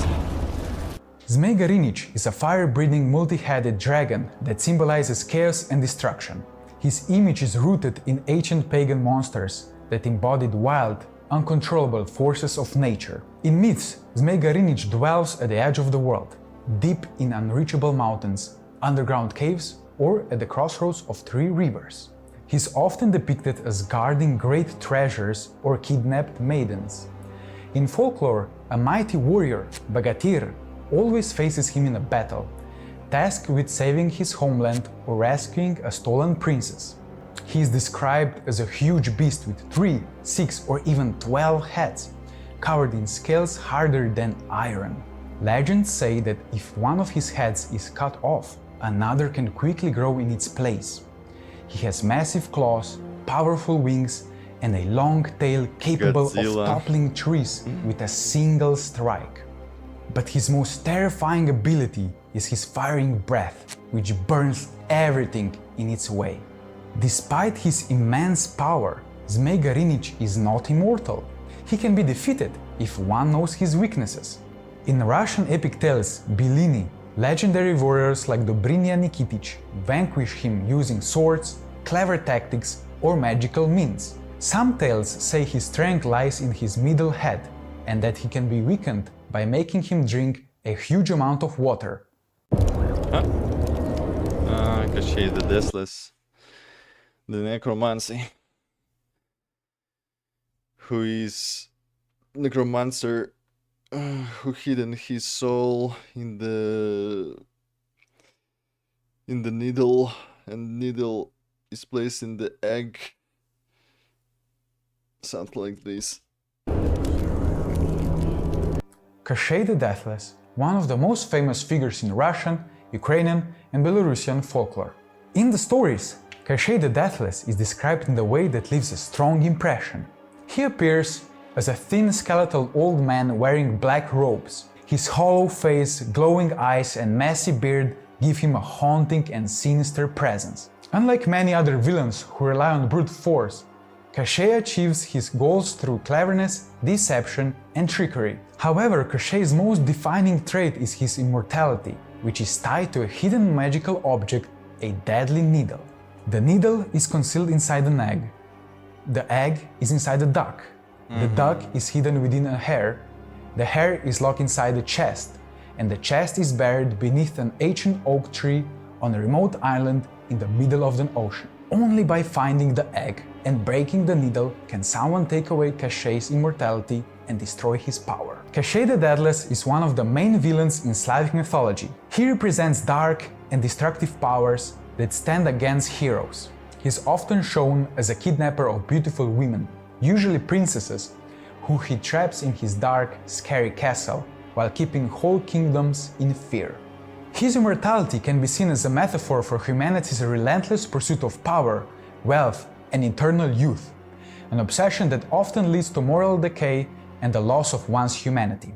His fights with fairy tale heroes represent the never-ending battle between good and evil, light and darkness. Of course, we have only scratched the surface of Slavic mythology. If you'd like to see more, give us a like, write a comment, and we'll make a follow-up video covering figures like Kikimora, Mokos, Lada, and many others. Stay safe and be careful not to cross paths with any of the creatures from our video.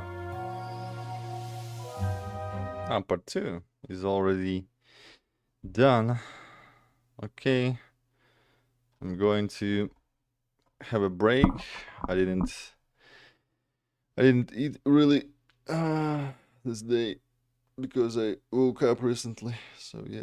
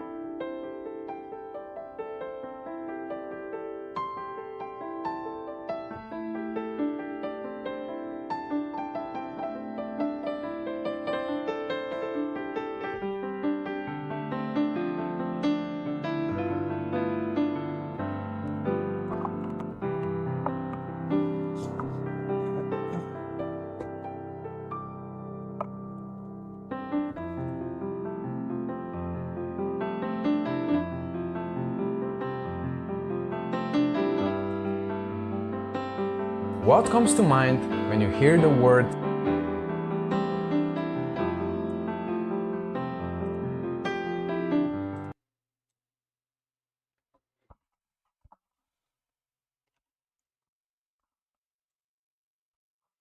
let's watch. Okay. Hello? Am I in focus? Hello, hello? Focus? Hello? Yeah, I'm here. So let's watch all Slavic countries and peoples in 19 minutes, explained who are the Slavs. What comes to mind when you hear the word Slavs? This, or maybe this? Modern culture is full of stereotypes that portray Slavs as tough and gloomy people. But in reality, that's not quite true, or rather, not true at all. There are a lot of myths about the Slavs. The most common ones Actually, the Slavs are really different by ethnicity and can be really different by the looks as well. For example, the Bulgarians can be shown as the Asian race people, so they have the thin eyes, and sometimes you have the thin eyes and the big heads. So yeah, and the Croatians are more like Nordic style of people. So the Slavs are really diverse, and I've heard even the thing that because exactly of the genetic differences, Slavic, all Slavic, just group of thing, group of nations, and just cultures, etc., is just basically the linguistical group, much more than the ethnical and traditional group. But actually, even though the Slavics can vary just by the looks, but I can see the similarities in the folklore, in the traditions, in the different similar stuff. So I think it is mostly like that the Slavic people are just in between of the culture and linguistical group of thing, but genetically I think they can really vary depending of the region and the country, etc.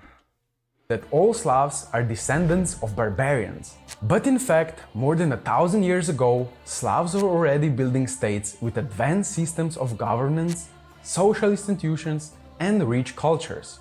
Kievan Rus, the Novgorod Republic, and Great Moravia were in no way inferior to the medieval states of Western Europe in terms of their societal structures. Another common myth is that all Slavs are Russians. That's completely false. What?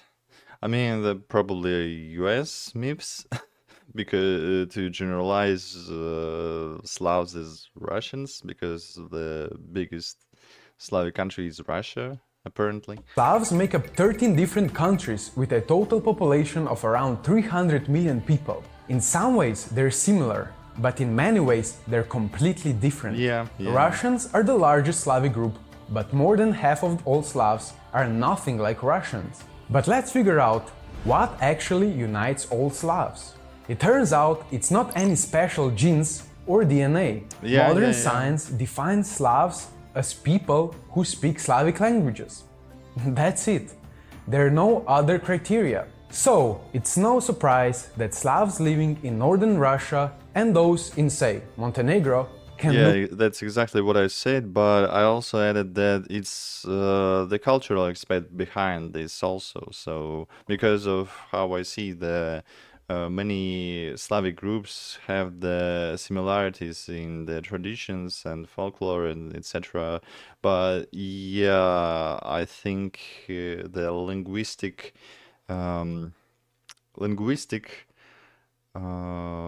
common sense is actually the biggest point here. Look quite different. The main thing is that both groups speak Slavic languages. Okay, so we figured that out. And you might be thinking, if they all speak Slavic languages, then they must understand each other pretty well, right? Not No, really. not at all. They all speak different. Not at all. But for example, as a Russian, can sometimes understand the Ukrainian people and Belarusian people, how they speak, because we are all Eastern Russian people. I mean, Eastern Slavic people. Sorry, my language. And because the languages are quite close, I can understand about the 60% of Ukrainian, but I don't know about the Belarusian exactly, because I didn't hear it as much. But it's also the dying language because of Russian influence, but it's a different topic. So I think that because of the some similarities, we can understand each other, even Polish people, Czech people, even we can understand some parts of their speech, but far less than the Ukrainian people's people in my case, as a Russian. So languages. Some are more similar, some less. But for example, a Russian probably won't understand anything in a conversation with a Pole or a Slovene. So how? Yeah, pretty much I will not understand it. How did that happen? A long time ago, the Slavs began to split up and I can understand some just parts and some words of the Polish language, but I don't think I can understand like the 90% of what they speak. Migrate, and eventually they formed three main branches: East Slavs, West Slavs, and South Slavs. As people spread out, the once unified Old Slavic language also began to change and divide. As a result, today we have the East Slavs, Russians, Ukrainians, and Belarusians, the West Slavs, Poles, Czechs, and Slovaks, and the South Slavs, Serbs, Croats, Bosniaks, Slovenes, Macedonians, Montenegrins, and Bulgarians. Wait. Slavs. What about the Albanians? Are they not Slavs? I thought they are Slavs, but Muslim Slavs. Like the Bosnians and Herzegovinians, actually. Let me check.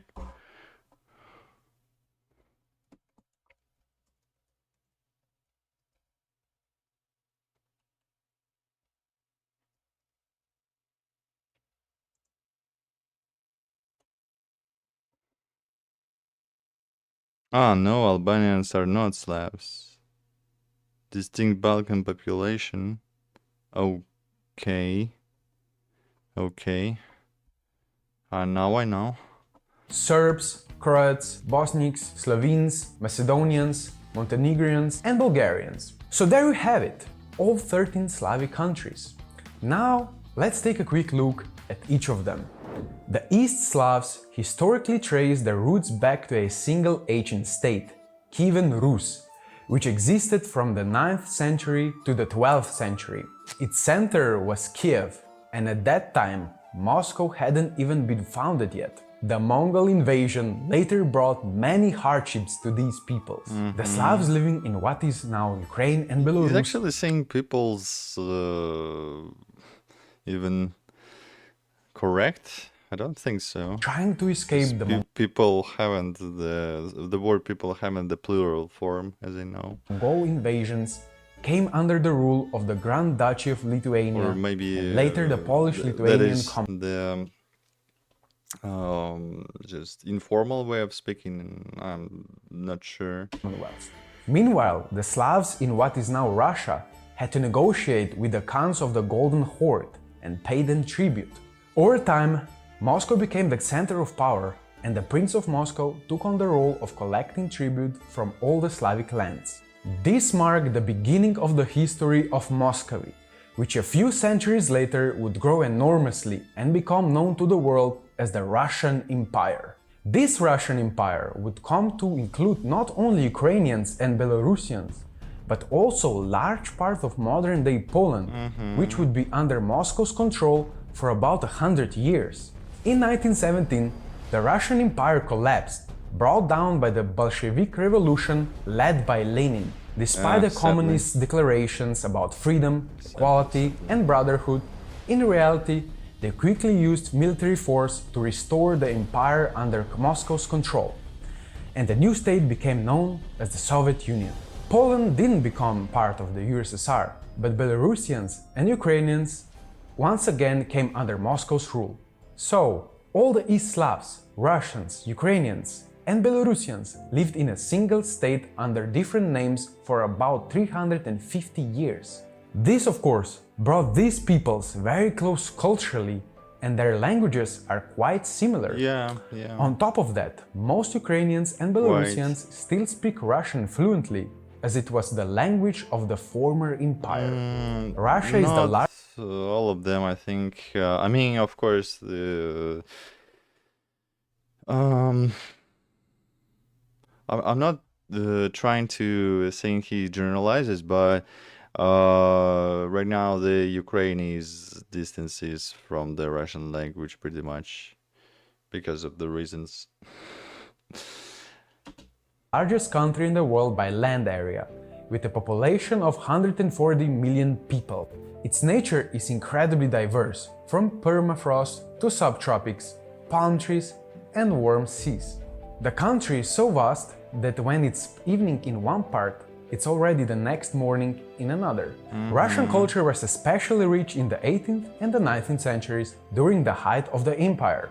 Famous writers, poets, artists, and musicians often had not only Russian, but also Ukrainian, Belarusian, and Polish roots. However, they all became part of world history as figures of one great Russian culture. Modern Ukraine is the largest country in Europe by land area after Russia, with a population of around 40 million people. Its capital, Kiev, is an ancient city with a rich history located on the banks of the Dnipro River. Should be beautiful. Ukrainians are known for their warmth, hospitality, and strong love of freedom. The country's history is a centuries-long struggle for independence and the preservation of its unique cultural identity.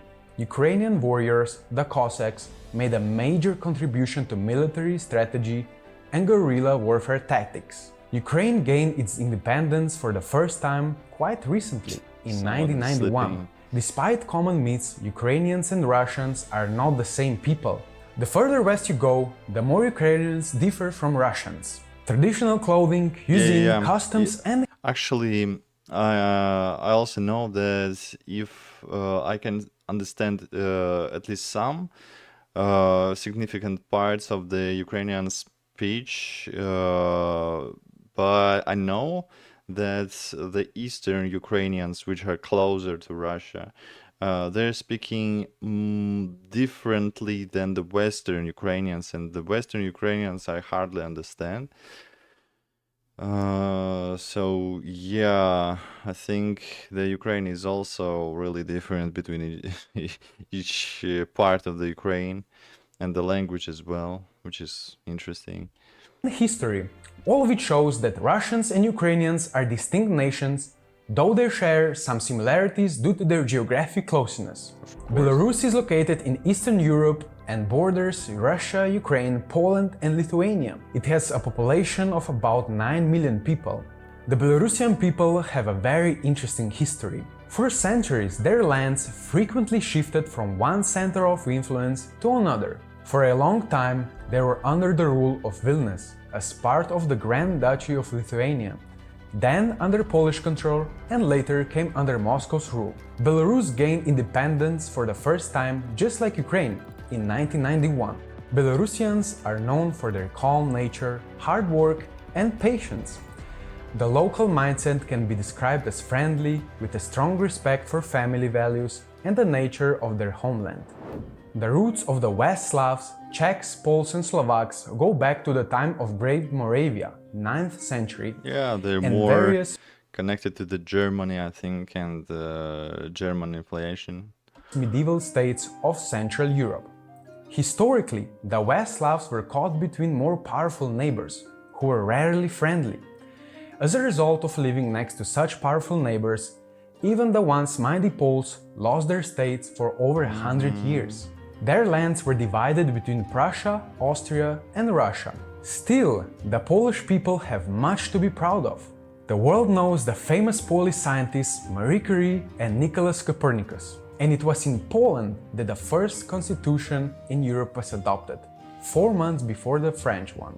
Today, Poland is one of the largest countries in Europe, with a population of about 39 million people. Its beautiful historic cities, Krakow, Gdansk and Wrocław, are famous for their castles, cathedrals and medieval landmarks. Poles are very hospitable and welcoming to tourists, and Polish cuisine is probably the most diverse and flavorful of all the Slavic countries. Catholic traditions are very strong in Poland, and churches are always full of people. The Czechs and Slovaks were once part of the Austrian Empire and later the Austro-Hungarian Empire. After World War I, they gained independence as a single country, Czechoslovakia. At the end of the last century, they peacefully split into two separate countries, the Czech Republic and Slovakia. You could say that these two nations are the closest to each other, having lived together in the same country for many centuries. The territories of these two countries closely match the borders of the ancient Great Moravia. Czechia is a modern European country with a population of about 10.8 I think million. Czech Republic is the most developed country, of the most developed Slavic country, actually, because of its economical state and how it well operates as well. And after the Czech Republic is Slovenia, I think it's really rich as well. So these are, from my opinion, the most the richest Slavic countries. Famous for its rich history, culture and architecture. Its capital, Prague, is one of the most beautiful cities in the world, with Gothic cathedrals, Prague medieval is really bridges and historic districts. So, what is the Czech Republic best known for today? The famous Škoda factories, Bohemian glass and of course the legendary Czech beer. Slovakia is a small but surprisingly rich country in the very heart of Europe with a population of about 5.4 million.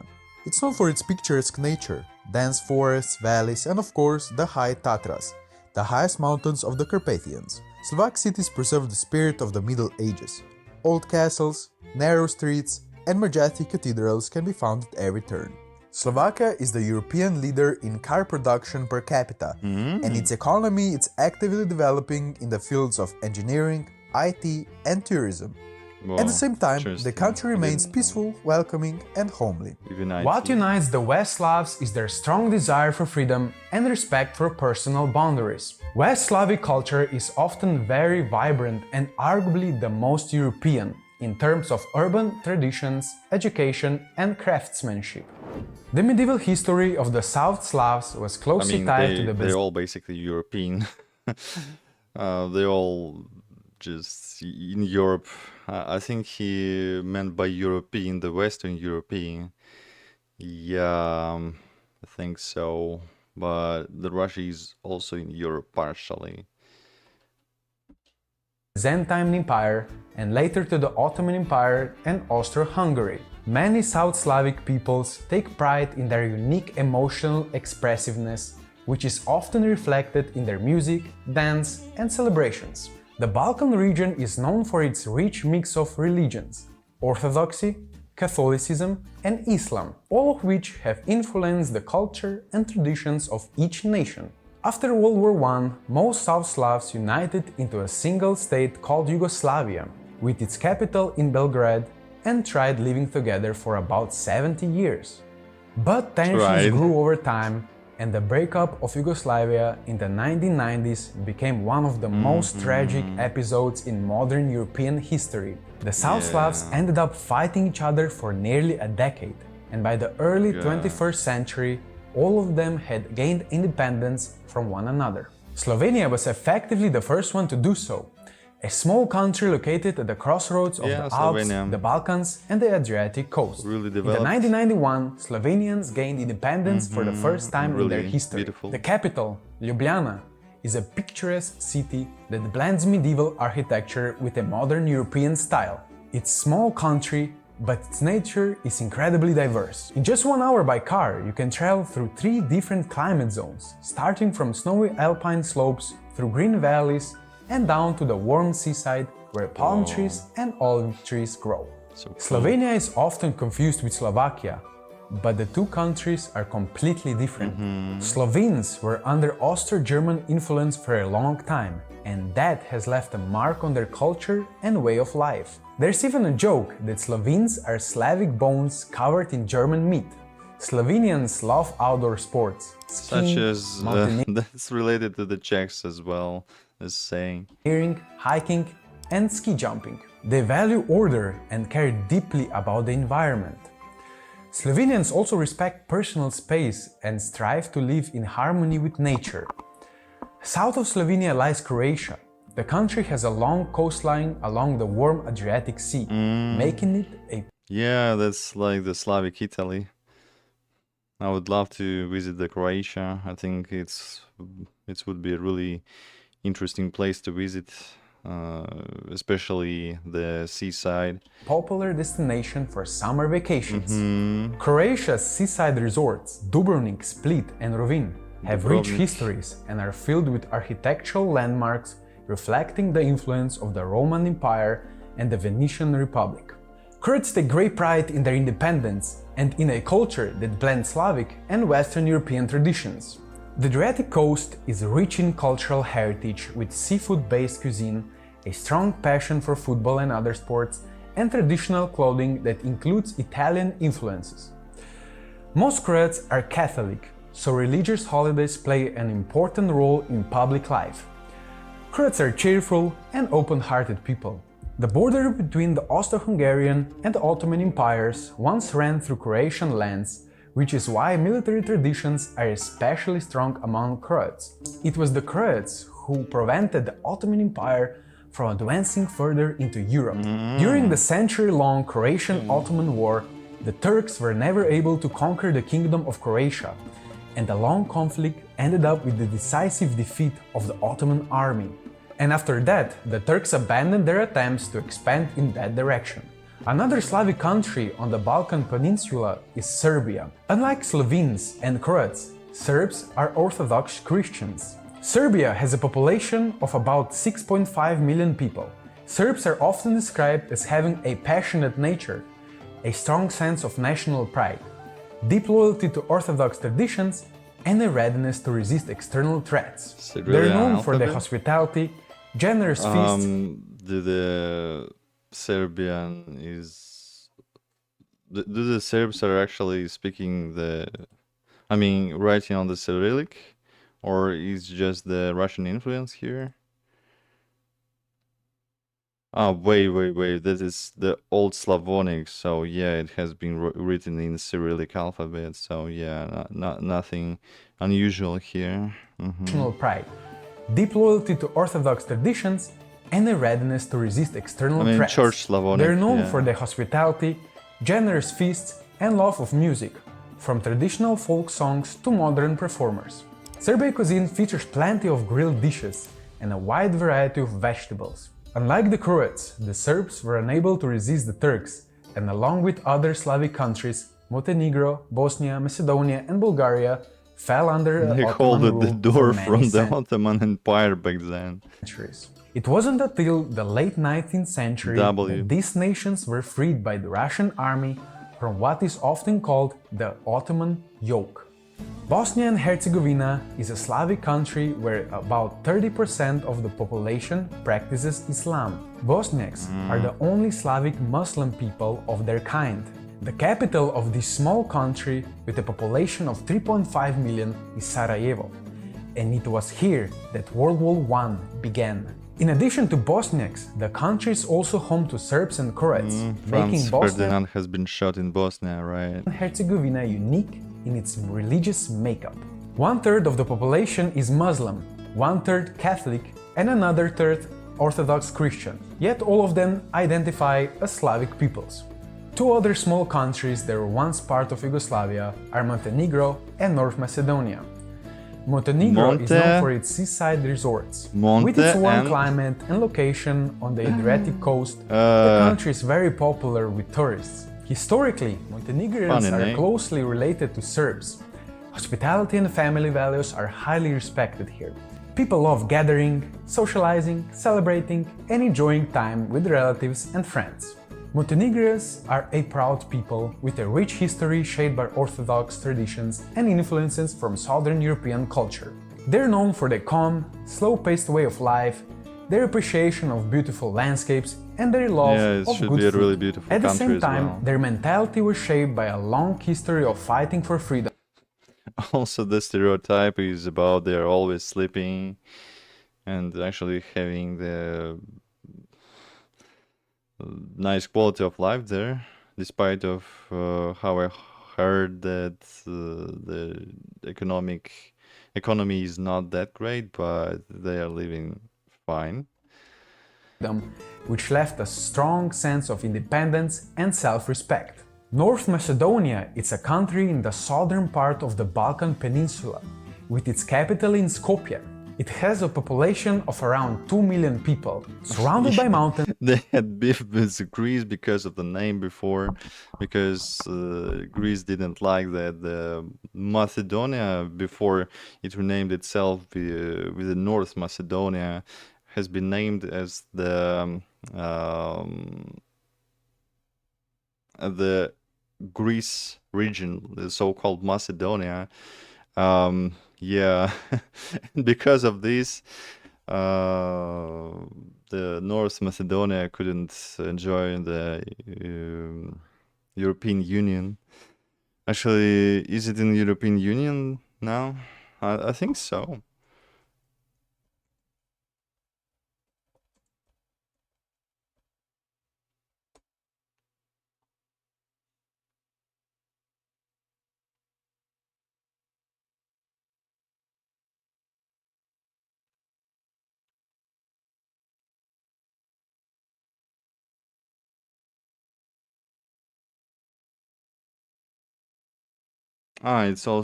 It's just a candidate since 2005.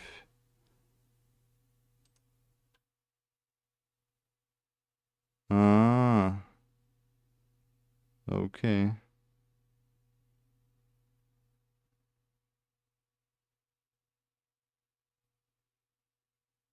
Yeah, I get it. So it's not in the European Union yet, since the 2005. 20 years has passed.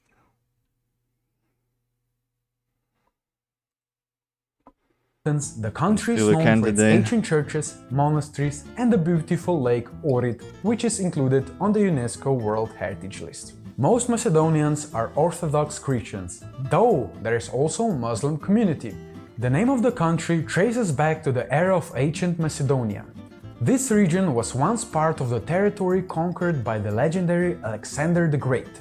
However, modern national identity was shaped by the influences of the Byzantine Empire, the Ottoman Empire, and the neighboring Balkan peoples.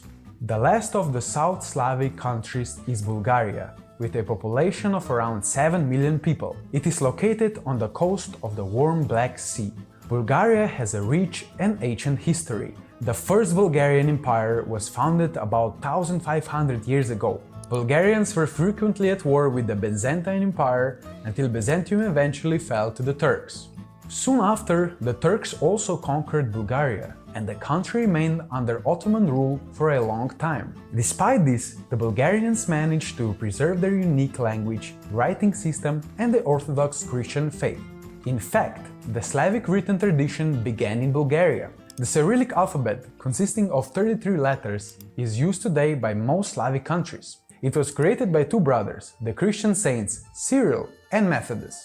So now you know that Slavs are a very diverse group of peoples, with different histories, different religions, and different traditions. Today, Slavs continue to play an important role in global politics and culture, and knowledge of their shared past helps them to find common ground and preserve their diverse cultural identity. Thanks for watching this video. In which year it has been shown? 9 days ago. Okay, that's a recent video. Oh, alright, alright.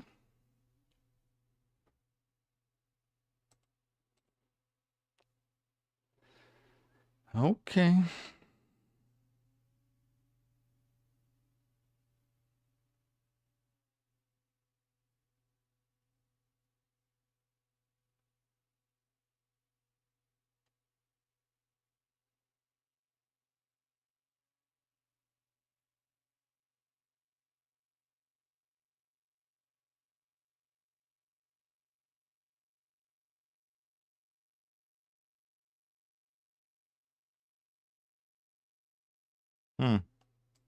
Let's watch this one.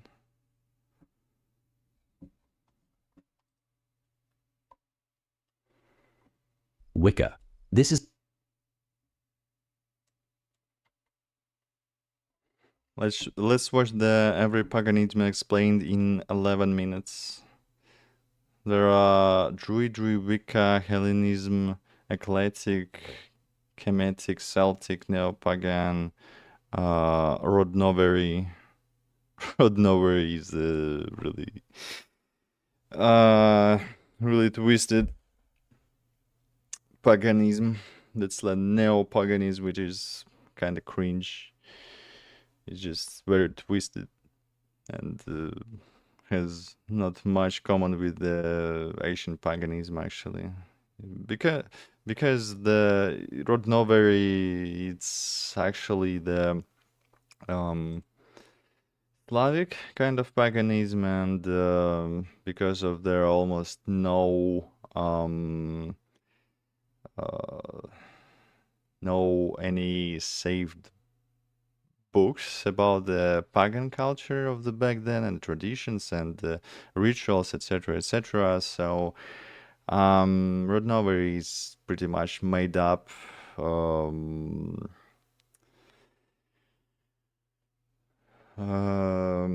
just made up neo-paganism cringy thing. That's how I know. Wicca. This is a modern pagan... About other, I don't really know about other kind of neo-paganisms, I think. Wicca. This is a modern pagan... Hellenism and the northern, just northern paganism, like they are the most legit because they have the most sources of the paganism. So yeah, all other paganisms, I don't think they have much background behind them, and pretty much cringe. Wicca. This is a modern pagan religious movement that emerged in the mid-20th century, drawing inspiration from a variety of ancient pagan traditions, folklore, and ceremonial magic. It is widely considered to have been founded by Gerald Gardner, an Englishman, in the 1950s. Gardner was an amateur anthropologist and occultist who claimed to have been initiated into a coven of witches practicing an ancient religion. He published several influential books on the subject, including Witchcraft Today in 1954 and The Meaning of Witchcraft in 1959, which helped popularize Wicca. Wicca is characterized by its reverence for nature and its cyclical patterns, such as the phases of the moon and the changing seasons. Wiccans often celebrate these cycles through rituals and festivals, collectively known as the Wheel of the Year. These festivals are rooted in ancient agricultural practices and are times for honoring the earth and its bounty. Central to Wiccan belief is the worship of a goddess and a god, often seen as representing the feminine and masculine aspects of the divine. The goddess is typically associated with the moon, fertility, and the earth, while the god is linked to the sun, wild animals, and the forests. These deities are often identified with various names from different mythologies, such as Diana and Pan, or they may be worshipped more abstractly. Wiccan rituals are performed in a sacred space, usually marked by a circle cast by the practitioner. This circle acts as a protective boundary and a focal point for spiritual energy. Rituals often include invocations, the use of tools such as ritual knives, wands, chalices, and pentacles, and the chanting of spells and prayers. Wicca also emphasizes personal responsibility and ethical conduct, encapsulated in the Wiccan Rede, and it harm none, do what ye will. Well, this principle encourages Wiccans to pursue their desires and spiritual practices as long as they do not cause harm to others. Eclectic paganism. This is a modern spiritual path characterized by its flexibility and personalized approach to religious practice. Unlike traditions with a fixed set of beliefs and rituals, eclectic paganism allows individuals to draw from a variety of sources, blending elements from different pagan traditions, spiritual practices, and philosophies to create a unique and individualized faith. The roots of eclectic paganism can be traced back to the broader neo-pagan movement that began to gain traction in the mid-20th century. As interest in ancient and indigenous religions grew, many people found themselves attracted to aspects of multiple traditions. This led to the development of a more inclusive and adaptable form of paganism that could accommodate a wide range of beliefs and practices. Okay. Practitioners of eclectic paganism come from all walks of life and are united by their desire for spiritual exploration and personal growth. They may include former members of organized religions, individuals disillusioned with dogma, or those simply seeking a more personalized spiritual journey. In terms of deities, eclectic pagans are free to worship gods and goddesses from any pantheon that resonates with them. Some eclectic pagans also work with archetypes, viewing deities as representations of universal principles rather than distinct beings. Rituals in eclectic paganism are often creative and adaptable. Practitioners might blend elements from Wiccan, Druidic, heathen, and other traditions to create ceremonies that are meaningful to them. Druidry. Druidry is a spiritual and religious tradition that finds its roots in the ancient Celtic cultures of Western Europe, particularly in regions like Ireland, Scotland, Wales, and parts of France. The ancient Druids were the learned class among the Celts, serving as priests, poets, judges, and teachers. They were highly respected for their wisdom, knowledge of nature, and spiritual insights. However, much of their practices and beliefs were passed down orally, so our understanding of them comes from later writings, often by Roman and early Christian sources. Modern Druidry began to take shape in the 18th century during a period known as the Celtic Revival. This movement was influenced by Romanticism and a growing interest in the mythology of the ancient Celts. Figures like William Stukeley, an antiquarian and one of the early proponents of Druidic practices, played a significant role in reimagining and reviving Druidry. However, modern Druidry as it is practiced today was significantly shaped by Ross Nichols, who founded the Order of Bards, Ovates, and Druids in 1964. Druids engage in various practices to honor the natural world and its cycles. These practices include celebrating the 8 festivals of the Wheel of the Year, the Samhain, Imbolc, Beltane, Lughnasadh, similar to the Wicca, and the solstices and equinoxes. These festivals mark the changing seasons and agricultural cycles, reflecting the Druidic emphasis on living in harmony with nature. Druids often perform rituals outdoors, in natural settings such as forests, groves, and near bodies of water. Rituals typically involve casting a circle, calling upon the elements, and invoking deities or spiritual beings from Celtic mythology. Some Druids focus more on the poetic and bardic traditions, creating and performing music, poetry, and storytelling as part of their spiritual expression.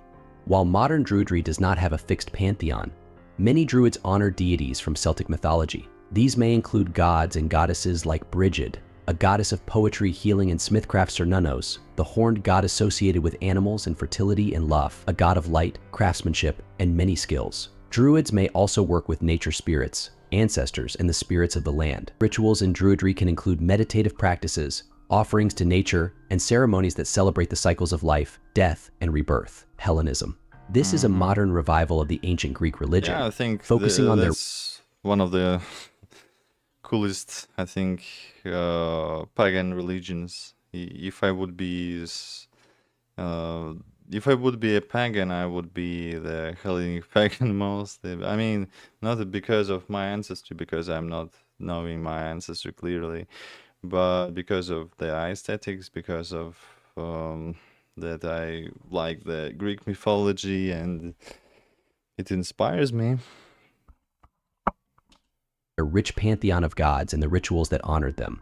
Hellenism as a contemporary movement emerged in the late 20th century. But if I will eventually discover my my roots in the somewhere in the German or in the Nordic countries, that will be more more rational to actually be the North kind of pagan, just to be more aligned with the ancestry if I will actually do the genetic test. By a desire to reconnect with the spiritual traditions of ancient Greece. The origins of Hellenism date back to ancient Greece, where it was practiced widely until the rise of Christianity in the Roman Empire. The ancient Greeks worshipped a pantheon of gods and goddesses, each associated with different aspects of life and nature. Temples, festivals, and rituals were an integral part of Greek society, reflecting their deep reverence for the divine. The modern revival of Hellenism began to take shape in the 1990s, spearheaded by individuals and groups such as the Supreme Council of Ethnic Hellenes, founded in Greece in 1997. This group and others like it aim to revive the worship of the Greek gods and to preserve the cultural heritage and spiritual traditions of ancient Greece. Practitioners of Hellenism, known as Hellenists, engage in a variety of religious activities that mirror those of their ancient predecessors. They celebrate traditional Greek festivals such as the Panathenea, honoring Athena, the Dionysia. Ethnic Hellenists, I don't think there are many left ethnic Hellenists in the Greece, especially because Greece has been conquered by the Ottoman Empire before, and it really mixed right now, and they are more looking like the Middle Eastern people. Dedicated to Dionysus and the Thesmophoria, a festival for Demeter. These festivals often involve rituals, feasting, and community gatherings. The gods worshipped in Hellenism are drawn from the ancient Greek pantheon, which includes well-known deities such as Zeus, Hera, Poseidon, Demeter, Athena, and so on. Each god and goddess has their own domain, myths, and associated rituals. Common practices include making offerings of food, wine, and incense, reciting hymns and prayers, and performing acts of devotion. Kemetism, also known as Kemeticism or the Kemetic tradition, is a modern revival of the ancient Egyptian religion, often referred to by practitioners as Kemet, the ancient name for Egypt. This path of spirituality focuses on the worship of the Egyptian gods, the observance of traditional rituals, and the preservation of ancient customs. The origins of Kemetism trace back to the civilization of ancient Egypt. Ancient Egyptian religion is also quite interesting. Has the nicely described white pantheon of gods and the temples, etc. So it's also a paganism which can be practiced really nicely. Which thrived along the Nile River for thousands of years. The ancient Egyptians had a rich and complex religious system with a pantheon of gods and goddesses, intricate rituals, and a profound reverence for the afterlife. Temples, priesthoods, and sacred texts played a central role in their religious practices. Modern Kemetism began to take shape in the late 20th century. Pioneers of this revival was Dr. Michael Aquino, who founded the Temple of Set in 1975, which drew upon aspects of ancient Egyptian religion. He's looking like just like the ancient Egyptian with these eyebrows. His eyebrows are really twisted. One of the most prominent organizations in the Kemetic movement is the House of Necher. Founded by Tamara Suda in 1988, the House of Necher is dedicated to the worship of the ancient Egyptian gods, and the practice of traditional rituals also aim to revive the religious life of ancient Egypt in a modern context. They celebrate traditional festivals such as Wep Rompet, the Kemetic New Year, honoring the rejuvenation of the world, the Feast of Sekhmet, dedicated to the lioness goddess of war and healing, and the Opet Festival, celebrating the renewal of the king's power. These festivals often involve rituals, offerings, and community gatherings. Rituals in Kemetism are performed to honor the gods, seek their favor, and maintain Ma'at, the concept of cosmic balance and order. Common practices include making offerings of food, drink, and incense, reciting hymns and prayers, and performing acts of devotion. Kemetists also place a strong emphasis on ancestor veneration, recognizing the importance of honoring and remembering their deceased loved ones. Celtic paganism. This is often referred to as Celtic polytheism or Celtic reconstructionism, is a modern spiritual path that seeks to revive and practice the ancient religious traditions of the Celtic peoples. This path draws inspiration from the beliefs and customs of the Celts, who inhabited regions such as Ireland, Scotland, Wales, Brittany, and parts of Gaul, modern-day France before and during the early spread of Christianity. The origins of Celtic paganism are deeply rooted in the ancient Celtic cultures of Iron Age Europe. The 1970s and 1980s saw a surge in interest in Celtic spirituality as part of the broader neo-pagan revival. This period marked the formalization of Celtic paganism as a distinct spiritual path, although it drew heavily from reconstructed historical practices rather than a continuous tradition. Key figures who contributed to the rise of Celtic paganism include authors and researchers like Ronald Hutton, who has written extensively on pagan traditions, and organizations dedicated to the revival of Celtic spirituality. The gods worshipped in Celtic paganism are deities such as Cernunnos, the horned god of fertility in the wild, Brigid, the goddess of healing, poetry, and smithcraft, Lugh, the god of light and many skills, and Morgan, the goddess of war and sovereignty. Rituals in Celtic paganism are designed to honor the gods, celebrate the natural world, and connect with the spiritual forces present in the environment. Rituals often incorporate elements of nature, such as herbs, stones, and symbolic objects associated with the deities. Rodnovri, also known as Slavic native faith, is a modern revival of the pre-Christian religion of the Slavic peoples. This tradition seeks to reconnect with the spiritual heritage of ancient Slavs, reviving their gods, rituals, and festivals in a contemporary context. The term Rodnovri comes from the Slavic words rod meaning kin or birth and vera meaning faith. The roots of Rodnovri lie in the ancient Slavic religion practiced before the advent of Christianity in Eastern Europe. The Slavic peoples, who lived in areas that are now Russia, Poland, Ukraine, the Czech Republic, Slovakia, and the Balkans. I don't think that outside of Russia, Rodnovri is really spread. I think that's mostly the Russian thing. Had a rich pantheon of deities and a deep connection to nature and ancestor worship. Their religion was gradually supplanted by Christianity between the 9th and 12th centuries, as the Slavic territories were Christianized. Practitioners of Rodnovri, known as Rodnovers, celebrate traditional Slavic festivals, such as Kupala Night, a midsummer festival dedicated to the god Kupala and celebrating fertility and love. Deity, a festival honoring the ancestors, and Maslenitsa, a spring festival marking the end of winter. These festivals often involve rituals. Actually, the Ivana Kupala Ivana Kupala celebration and the Maslenitsa especially, they're celebrated not only by the Rodnovri and the neo-pagan Slavs, but in Russia at least, but also by the regular people, especially the Maslenitsa. Maslenitsa is widely celebrated pagan festival here. The people are burning the scarecrow on the middle of the in the middle of the city, and also just eating the pancakes, and also the celebrating the changing of the season. Therefore, I like this. I like this festival. I like the pancakes. Dancing, and community gatherings. The gods worshipped in Rodnovri are drawn from the ancient Slavic pantheon, which includes deities such as Perun, the god of thunder and war Mokosh, the goddess of fertility Vuls, the god of cattle, and the underworld Svarog, the god of fire, and Lada, the goddess of love and beauty. Okay. Okay, got it. Got it.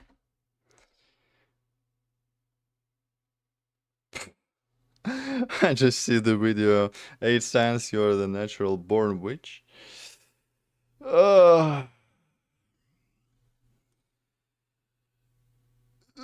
Okay.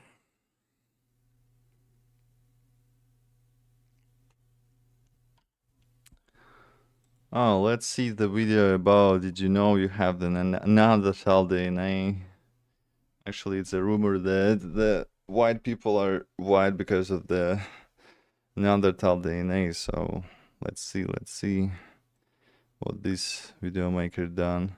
Wait, it is just one view? If your ancestry isn't exclusively African, then up to 2% of your DNA comes from an entirely different species. Then yes, those ancient relatives. Okay. comes from an entirely different species. The yes. Okay, I got it. I got it. I got it. I got it. Okay, let's see other videos.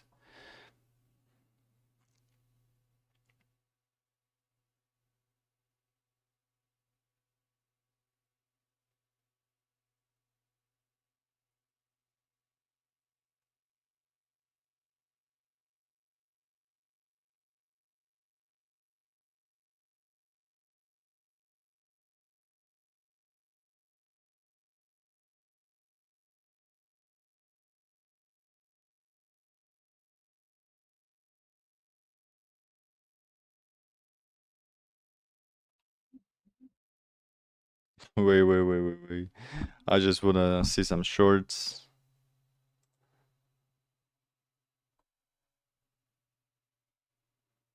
The Lazy Town cast back and now. Oh.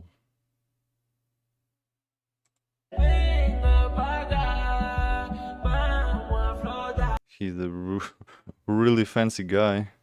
And also he's Icelandic and made really much for Iceland.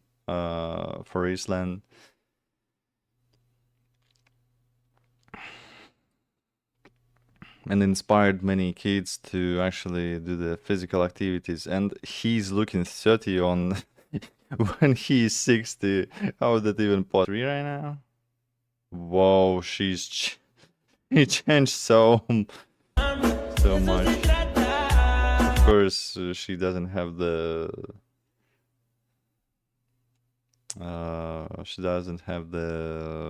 pink hair, but still. Okay, I got it.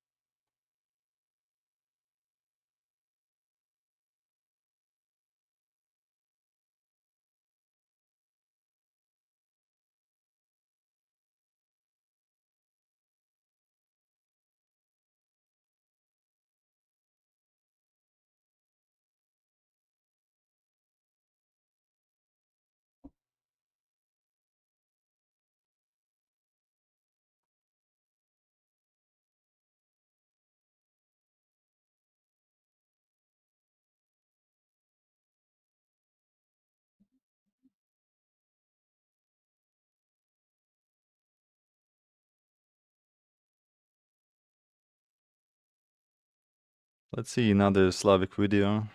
If you've ever looked at a map of the Balkans, you've probably seen... Wait. It's lagging. It's really much lagging.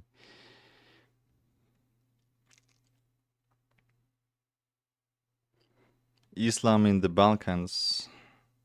A map like this, or if you've ever looked at a map of the Balkans, you've probably seen a map like this, or one like this. But if you've ever looked at one that shows religions, you've probably noticed that it's quite diverse, and although it lies directly in Europe, there's a quite sizable Muslim population living there. But why is that? And are these Muslims different in any way than the ones that ride Ottoman Empire influence? Camels in the desert and do certain things to Eastern European Instagram models in Dubai? Well, stick around to find out. Although technically Muslim minorities have been present in the peninsula since the Turkomans came to the Balkans to escape the Mongol invasions, with the Muslim nomadic horsemen such as the Büssermin founding villages here and there, the story of Islam in the Balkans begins in the mid-14th century with the Ottoman conquest of Adrianople.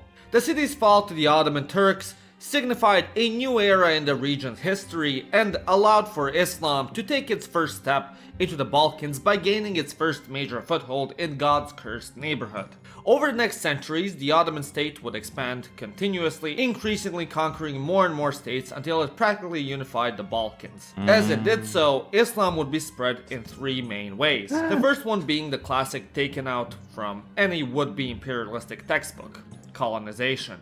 As the Ottomans took over new estates and lands, they'd need someone to govern them. And considering they obtained those lands by essentially murdering the local nobles' army, family, and a loving pet, they probably wouldn't make the best of loyal subjects. So instead, the Sultan would bring in Mehmed and his peasant subjects from bumfuck Anatolia and give them some land, tell him to go wild and have fun. Thus, an upper Muslim ruling class was established in the Balkans from the get-go, alongside pockets of Turkish peasantry. The second way of expansion was through the Sneako method, aka local consensual conversion. Although technically the Ottoman Empire was more tolerant for the time compared to its other neighboring kingdoms and empires, that spurred over someone daring to translate the Bible into their colloquial language. Still, to move up anywhere in the social hierarchy, you had to be Muslim. As such, with the establishment of the Muslim ruling class, the Balkan medieval class divide was put into overdrive, as now you could divide society into the haves, the Muslims, and have-nots, the Christians. So, much like how Andrew Tate and the sheiks of Dubai flex their Bugattis and Rolexes to the impressionable sneakos of the world in an effort to convert them, the Ottomans were no different, providing monetary incentives like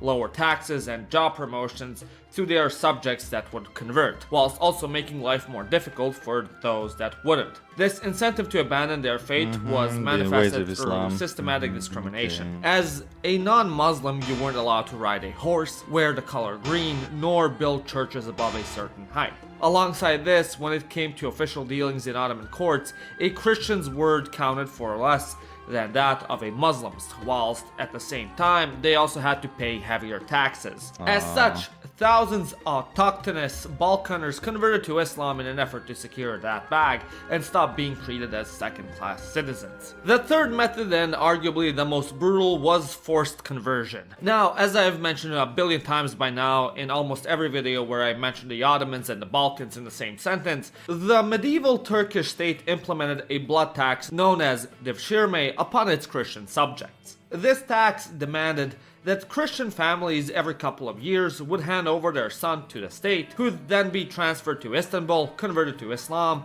and turned into a soldier who'd then continue conquering new Christian lands and indirectly continue this cycle. Alongside this, there were also classical forced conversions that would usually occur after an uprising, as is the example with the burning of the Serbs' most important saints' remains after the failed Banat uprising. As such, Islamization on a mass scale was present in Thrace, Macedonia, Bosnia, Cyprus, Crete, Albania, and parts of Bulgaria and southern Serbia. And although if we look at a religious map of the Balkans today, we can see remnants of this policy, the map back in the day was actually much greener. But even so, at its peak, it is estimated that only 20% of the peninsula identified itself as Muslim. The reversal of demographic changes occurred yet again in the late 19th and early 20th centuries with the establishment of independent Balkan states, who would go on to kick out and ethnically cleanse large chunks of Muslims from their territories and exchange them with the Turks for their ethnic peoples in Anatolia. Although Islam had made its way to the Balkans and ingrained itself as an unignorable part of Balkan society, it developed vastly differently than in the rest of the Islamic world, which led to it becoming a completely unique phenomenon on its own.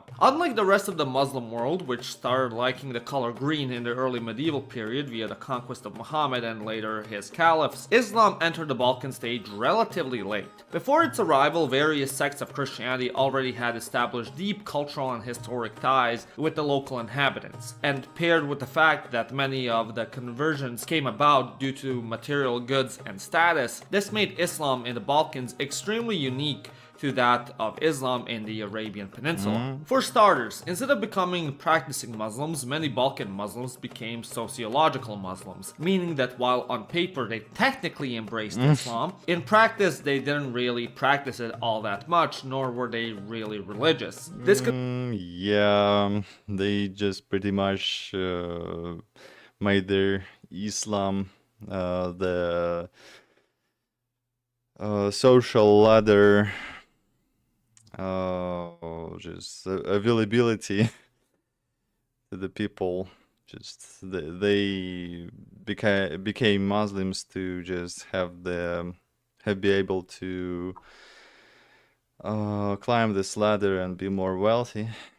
can be observed with the two staple foods of the Balkans, alcohol and pork. As you should know, consuming both is extremely frowned upon in the Islamic world and is a sin according to the Quran, the Muslim holy book. However, in the Balkans, Muslims would consume both without beating an eye, which still happens to this very day. If you go to Bosnia and Albania, you'll probably be surprised to see a bar right next to a mosque and people taking shots right after their nude prayers. Western travelers traversing Ottoman Macedonia in the 17th and 18th centuries would note that many Muslims would cross themselves like Christians after praying. If one asked them what religion they were, they'd respond by saying, Muslims, but of the Virgin Mary. Hell, in the early 20th century Albania, a Turkish telegraph operator noted that the Mohammedans here are not real Mohammedans, and the Christians are not real Christians. The people who live among Christian and Muslims are not versed in controversy, declare themselves absolutely incapable of judging which is the better religion, but to be certain of not rejecting the truth, with very great prudence they observe both and go to mosque on Friday and church on Sunday.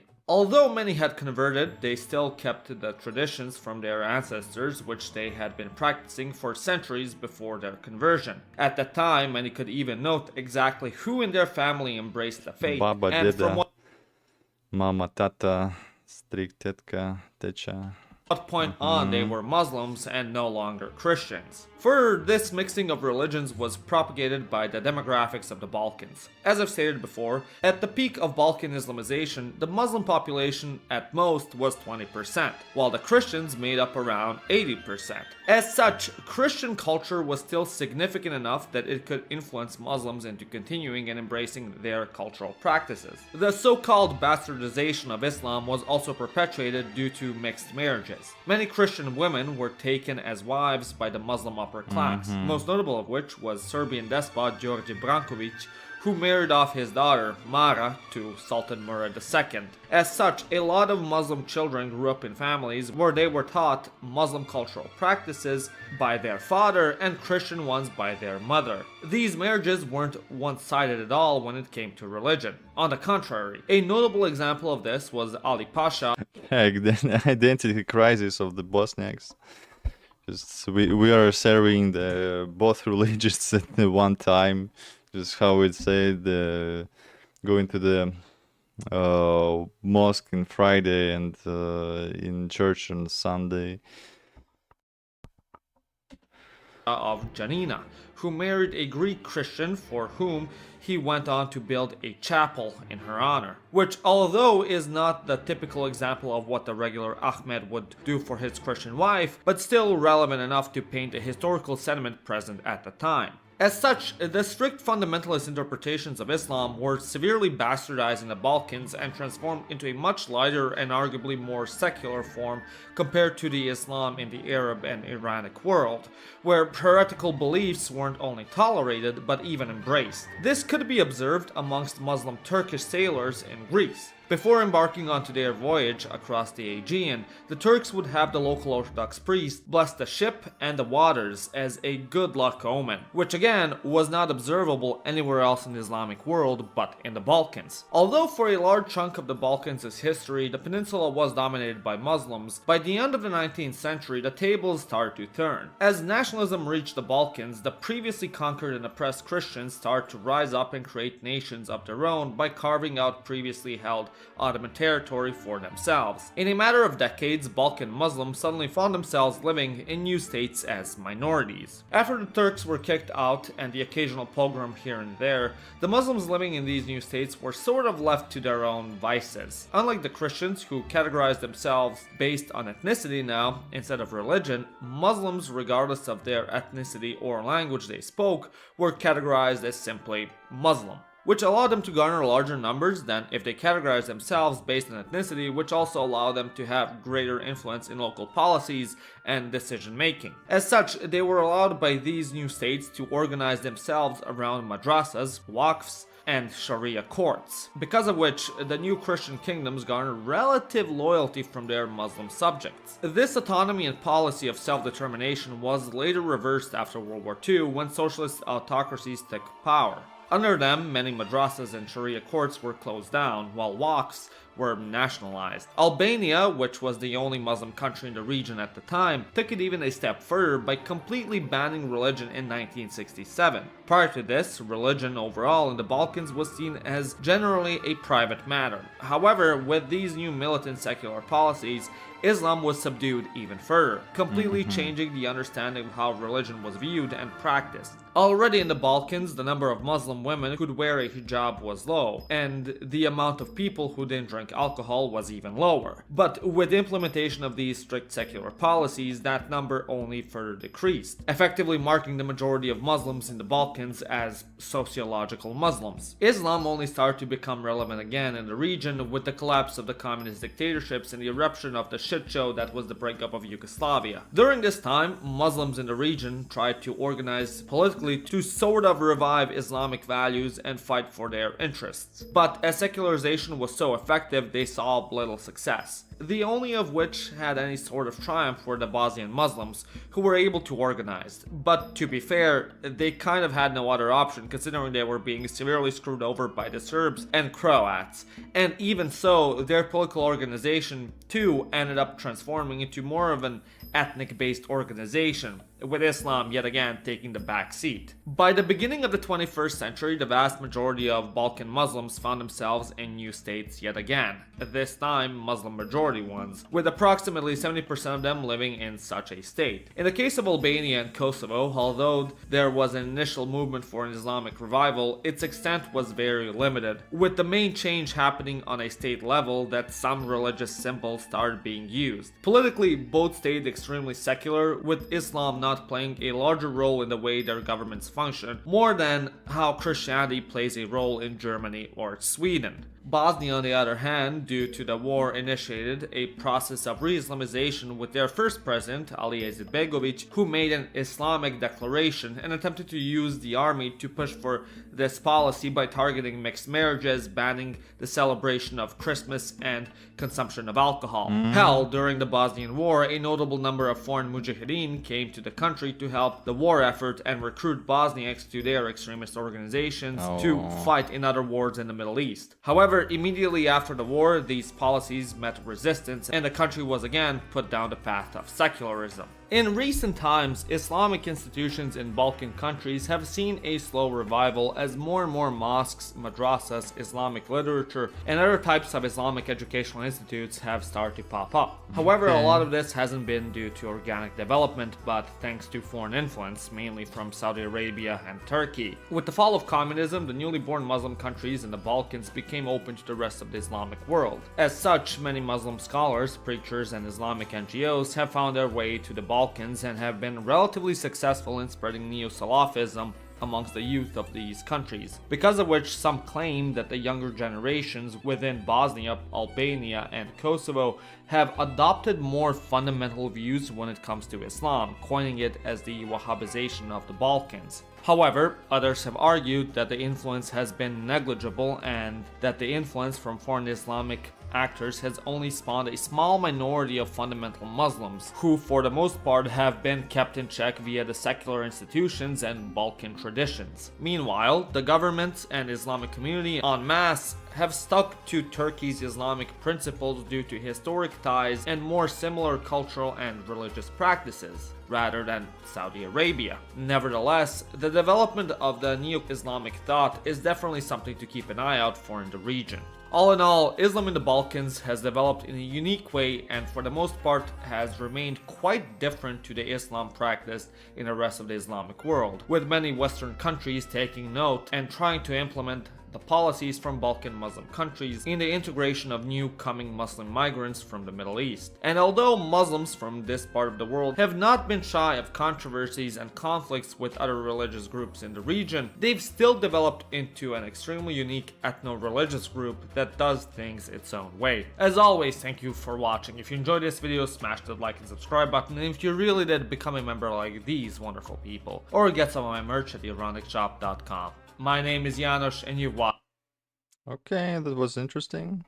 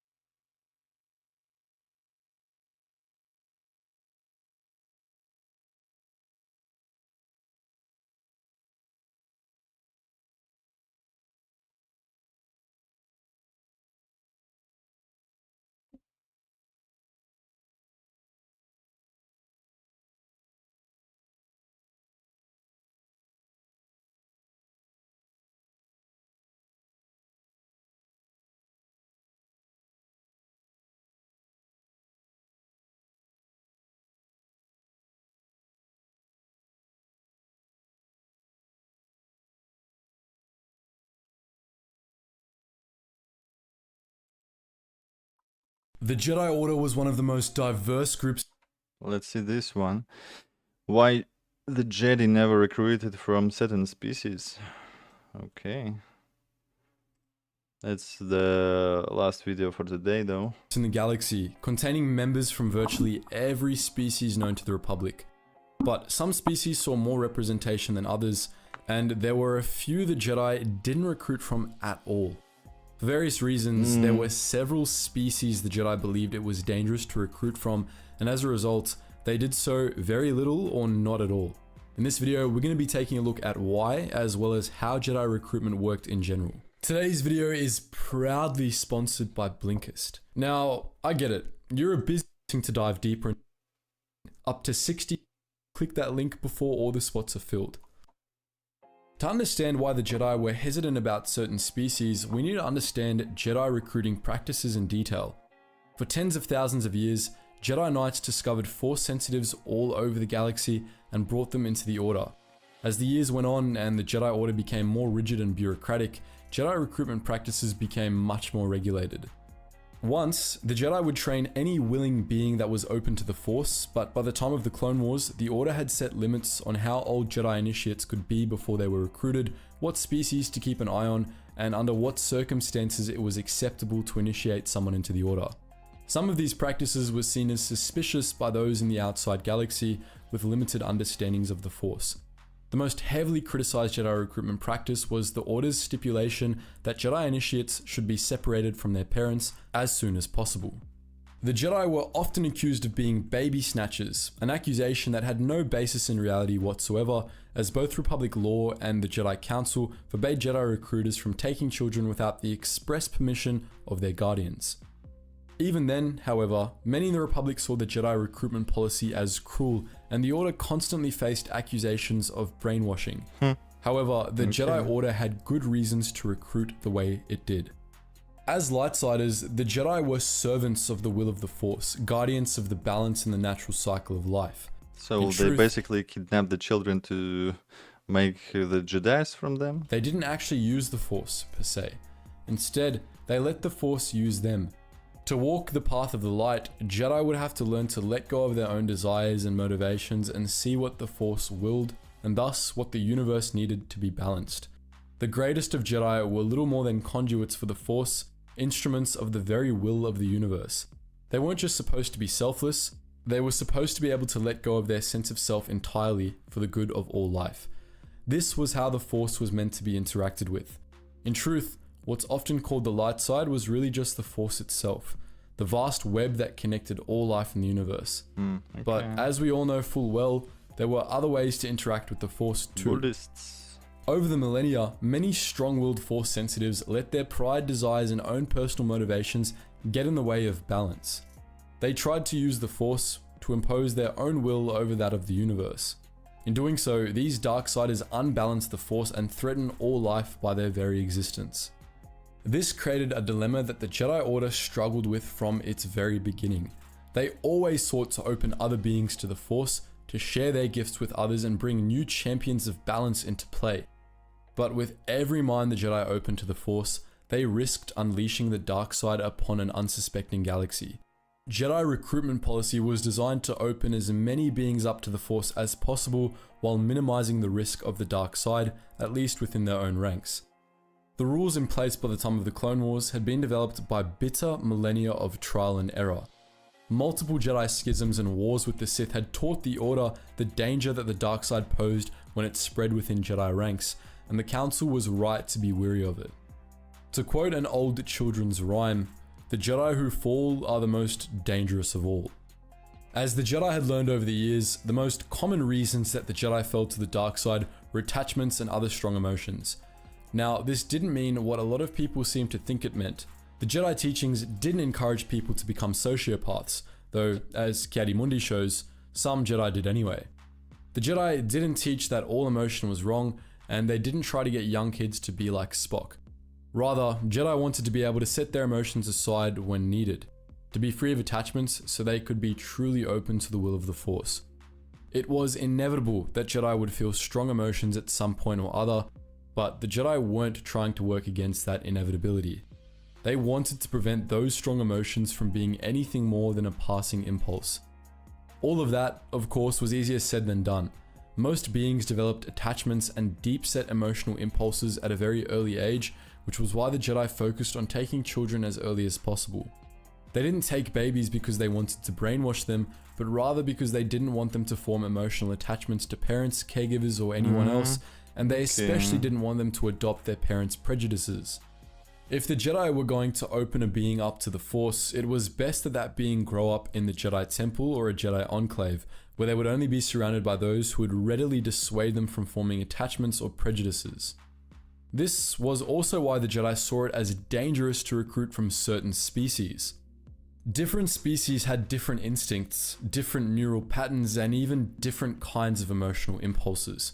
This made some species more favorable for Jedi recruitment. An example of this would be the Miraluka, a species of near humans who could only see by perceiving life through the Force, which naturally led them toward the light side. But for other species, certain traits made them particularly open to the dark side instead. In a few cases, species were almost instinctively drawn toward the dark side by a sort of natural viciousness. And coincidentally, they looking like demons. The power-hungry Sith purebloods and the cannibalistic Rakata were prime examples of this, and for obvious reasons, the Jedi never considered members of either species for recruitment. By the time of the Clone Wars, most of these species were long extinct, a fate that, more often than not, was self-inflicted. More commonly, Jedi avoided species because of traits that naturally led to strong emotional attachments. Species that had natural hive minds were the most prominent members of this category. Hive minds were in themselves a sort of strong emotional attachment, one that members of some species were actually incapable of breaking. They prevented the Jedi from keeping initiates insulated from negative influences in their formative years, even when individuals from a certain species were removed from their birth communities. It was probably possible for members of hive-minded species to be Jedi, but it would have been very difficult, and by the time of the Clone Wars, the Jedi tended to err on the side of caution and avoid them entirely. Species with strong hive minds included the Geonosians, the Killiks, and the Billars. Geonosian hive minds made the Geonosians naturally xenophobic and loyal to their own hive above all others, dangerous attachments that would assuredly have led them to the dark side of the Force. The Killiks, another insectoid species, had a hive mind that worked in the opposite way. They instinctively sought out beings from other species to integrate into their hives. These joiners, as they were called, would become part of the hive mind, and their thoughts and emotions would be telepathically shared with the other Killiks. The Jedi Order was never in a position to recruit Killiks, but if they had been, they would have avoided these highly social insectoids, as the nature of their hive mind made it extremely easy for dangerous emotional impulses to spread through Killik hives. Billars, on the other hand, had group minds, which made it impossible to isolate Force-sensitive individuals for training. Winnie the Pooh. Individual Billars were unintelligent, and they only achieved sentience when they formed clackers, bonded groups that thought as a single individual, kind of like Lekgolo worms from Halo. This made Billars unsuitable for Jedi training, as the odds were strongly against an entire clacker being Force sensitive. If that wasn't the case, then it may not have been possible to teach the clacker the ways of the Force, as only part of the whole would have been open to the Force. Naturally aggressive and violent species they're basically were generally too stupid to use the Force. Treated with caution by the Jedi, though they weren't avoided entirely. Some aggressive species like the Zabrak were regularly considered for Jedi training anyway, as members of the species had proved capable of overcoming their instincts. These species were all treated with caution, however, and Force-sensitive individuals that were exposed to war or protracted violence at an early age were often passed over due to risks posed by trauma. Other species were avoided by Jedi recruiters because they had some level of inherent resistance to the Force. Species like the Hutts, Toydarians, and Yinchori had a natural mental resistance to the Force due to the complexities of their neural structures. Many members of these species boasted that this made them immune to Jedi mind tricks, but it also had the effect of making it harder to open their minds to the Force. Again, the Jedi didn't rule out these species entirely, but they had a tendency to pass them over for recruitment.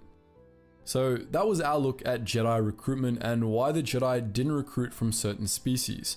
But what do you think? Would you like us to look at the Jedi Order more in the future? Let us know your thoughts. Yeah, So I don't know what to say here much. Just one more aggressive species are less prone to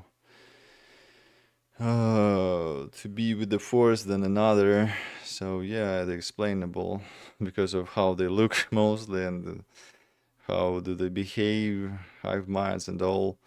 The emotional attachments are preventing the species from being aligned with the force. So yeah.